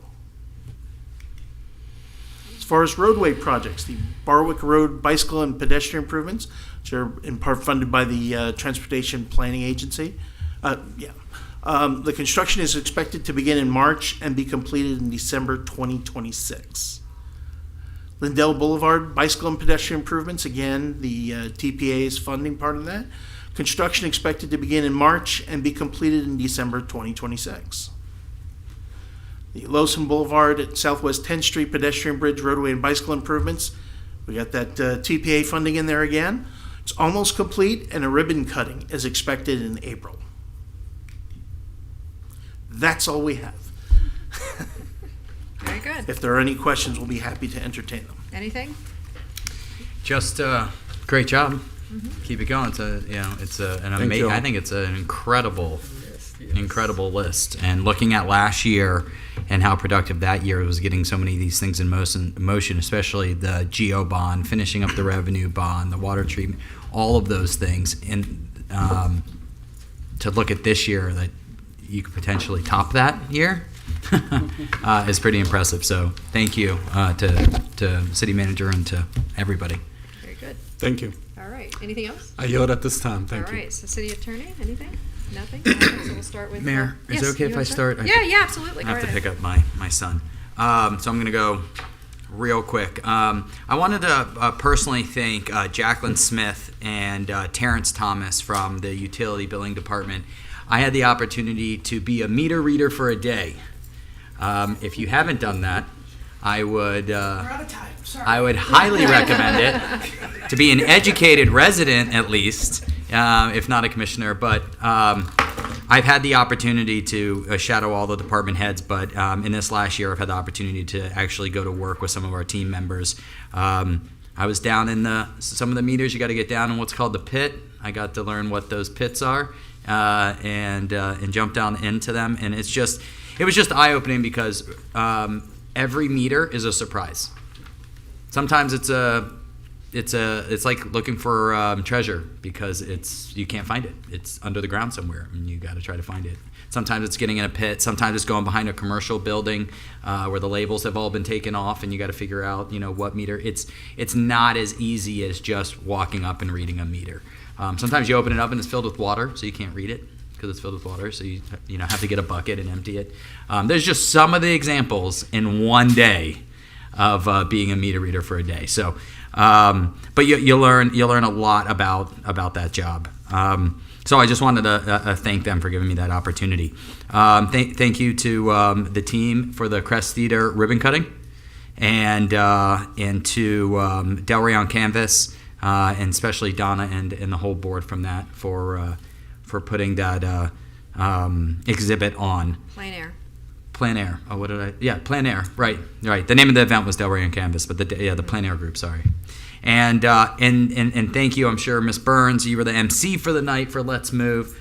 I don't know if you're gonna touch on that, but we've either won it or come in second place. I think the last 2 years we've come in second place for Let's Move. So make sure that you are tracking all of your steps and all of those trips to the gym there, Adam, and making sure we're getting points as a city. So hopefully we can come in first place this year. So very good. Mr. Moore, did you want to say anything about your commission going into meter holes and things like that? Because I did bring that up. I thought that was I understand that was exciting for you, but I'm not so sure that that's what you want us doing. No. So elected officials have the opportunity to shadow departments, visit operations. The office of the city manager is gracious in that regard. However, in terms of liability, we do need to do what we can to be careful in that regard. And moving forward, I will be tightening policies to reflect that in that regard. So fortunately, no issues or challenges were experienced in that regard. We shall allow elected officials who have an interest in shadowing and reviewing operations, learning with the sanction of the office of the city manager to do so. That's where we are. Okay, very good. Just wanted to make sure. Just clarification there. And this, Mr. Moore, this is actually before your time. So I did the shadowing in my first 3 years, and then as I moved into my second 3 years, it was actually a discussion by the then city manager. I don't know if they involved the city attorney's office. They definitely included human resources. I basically had to wait a year before I got the approval to go to work as an employee in one of the departments. So it was reviewed literally for like a year. And then COVID hit, so it was delayed, and that's the only reason why I've had an opportunity to work with these team members over the last few years. But it was looked at and by human resources, and whether or not it was appropriate and safe and all those things. But what it came down to is that I am actually an employee of the city. That's what it came down to. At the end of the day, even though I'm part-time, that I am an employee of the city and I have the same coverage. So that's fine. If for the future, if you'd like to look into it, you should, for any of the other team members that want to have an eye-opening experience like the ones that I had working with all the different departments. But just wanted to point that out there, that literally took a year of them staff looking into it to get that sign off on it. So, This is the guy that basically. and I to think throw you've got- shade, No, to no, throw no, shade no in our throwing shade. final meeting on something that was so valuable to me, and me thanking staff for, allowing me to come out there and work literally side by side with them. In our final meeting, Mr. Boylston, this I is am not something, throwing shade. This is something When that could have you been are said down to Mr. in Moore the in private. trenches- This is something that could have been said to Mr. Moore in private Okay, for Mr. future Moore, then you commissioners. actually did not tell me the truth. Did you give him the approval to do that? You said you didn't know anything about it. when As I far asked as you. entering a pit and those Yes. details, I did not. Okay, thank you. So I was not aware of He's those going to details. tighten the rules, because the truth of the matter I didn't know is- I was going to do that day. Well, the truth of the matter is that we have, there's like limitations as to, I'm not gonna climb to the top of a water tower or do anything like that. There are limitations of what we're supposed to be doing, and Mr. Moore would be the person that would be, the person that should be doing that. And ladies and gentlemen, I've said it. Yeah. I've already said I it. know you did. Thank you. Prospectively moving forward, Thank you. this is a lesson learned, an opportunity to achieve direction. So Yes. I've said it, and I'm honest about that. It's okay. Okay, very good. Miss Burns? Okay. Listen. Commissioner Bolson brought it up that we did have the kickoff for the Let's Move on March 1st, and I was the MC. So, as he said, let's log in those minutes so that Delray can come in first place this year. As he said, I think over the last 8 years or so, we've come in either first or second place. So we want to get first place this year. And also the ribbon cutting at the Crest Theater, it was beautiful, and I had a great time. It was really nice. That's it. Thank you. All right, very good. Commissioner Frankel, nothing? All right, and I said a quick Deputy thing. Vice Mayor? Quick thing I wanted to bring up. Commissioner Frankel mentioned Lieutenant Vinnie Gray at the last meeting, and I think it's just important that we recognize our officers that have served the city, especially someone who served as long as Vinnie, 30 years. I just want to make a few comments real quick. He started as a field training officer, ended up as a field training coordinator. He was a SWAT officer. He was a DUI enforcement officer who was recognized by the governor 4 times for the volume of DUI arrests that he made, over 1,000. He was a traffic homicide officer, and he was twice Officer of the Year. And I just think that's an incredible career that we should celebrate. And I just want to wish him all the best in his retirement, and then again thank him for his 30 years of service with the city. That's all I got. Thank you. All right, so I've got a couple of things. First of all, I wanted to extend my condolences, and hopefully the city's as well, to the family of Kenneth Durante, who passed away at 88 earlier last month. They just did his funeral. He's the father to Pastor Tony Durante, who used to come in here and he used to lead us in our prayers when we had prayer at the start of our meetings, and also Laurie Durante. It was a very interesting obituary. He talked about how he was one of the traveling black waiters circuit, and that was a group of black gentlemen that used to travel the country at different times of the season in order to be able to serve in there. It was an exclusive group back in the 1950s, and that's how he found Delray Beach and ended up moving here, which is kind of a cool thing. So he moved his family here. So I just wanted to extend the sincere condolences to their family. Second thing I wanted to ask for is a proclamation request that the Elks is turning 75, if that's acceptable to everybody, that we can do a proclamation for them. It's a one-time event. All right, very good. We got the okay with that. Third thing, the dunes ponding. I know that there's a resolution in process for that, but I'd like to maybe at the next meeting make sure that there is an update on the ponding that's happening over there in that north lot. I know that I talked with Missy about it with you, Mr. Moore, and there is a plan to put forward, and I think it's something that we probably should do sooner than later, considering that what do you call it, seawall took so long to get to the point of just letting people even into that lot. Now we've got the problem with the standing water. But you can bring that up at the next meeting.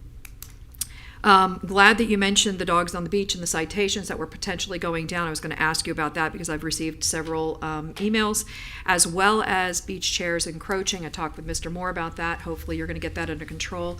There seems to be a prolific amount of beach chairs that are empty, and so there's a lot of people who are going down there that have to go way down the beach in order to be able to find a spot to be able to sit with a lot of beach chairs that aren't being utilized. So I'm thinking that maybe they do a row and then start adding to it or something to that effect, because it just is taking up a lot of the space on the beaches. And we always want to make sure that we keep a nice balance there too for our residents as well. And Mr. Moore, I told you about that I also received a call from somebody who basically is with us, and they're encroaching on that 50-foot wide or whatever it is that they have to have for the lifeguards to be able to respond. That's another thing that needs to be addressed. The ribbon cutting at the Old School Square, you all talked about it. It was fantastic, and so appreciate all the support behind it. The Muscle on the Beach car show we just had, that, if you didn't go, you missed something. Over 5,000 spectators. It was phenomenal. The vendors were depleted of all of their inventory, and the green market even sold out. This had to do with the fact that there were so many people. In fact, you couldn't get into restaurants on the avenue. People were having to go off the avenue, and it was an odd time, like 3 o'clock in the afternoon. It was that busy. So the businesses were happy, and most importantly, and they also did a really amazing, Palm Beach posted a 4-page pictorial on this. The most amazing part is that this is benefiting the Sandaway Discovery Center, and our small donation of just giving them the services, which were about probably $9,000, $10,000, I can't remember what that figure was, actually got the Sandaway a almost $50,000 check this year. So we asked them to double, the amount that we're giving in order to be able to justify this. This is going to be like 5 times what basically we're putting forward. Not to mention, it puts the city on this incredible map, because this is probably, bar none, one of the best shows. And that wheeler dealer guy, Mike Brewer, he's from England. He comes in and MCs it for us, and he goes to shows all over the world. He said this is a first-class car show, probably one of the best ones that he's been to. So that is really saying something, that in 2 years' time, we've got that happening right here in Delray Beach. And I have to tell you, it works well because it's supported by all of the businesses around it. People can leave and go and eat at a restaurant. They are bringing their money in to do just that. So it was really a great situation. And then I did want to mention something with my colleague being here, but he left, and he left in a huff. And unfortunately, I won't be able to do that. But Mr. Moore, you and I had a conversation about it, because I received a couple of calls about very, very inappropriate behavior, and you should not be putting up with that, tolerating somebody yelling at you in your offices. And I'm telling you, that's not acceptable. We've fired city managers for doing that, and I'm not talking about you doing it, I'm talking about one of my colleagues doing it. And I've gotten 2 calls from it, and I also talked with you about it, you and I personally, and you acknowledge that is happening. I want my colleagues to know about it here. It should not be happening. I know I'm not going to be here. Mr. Boylston may return.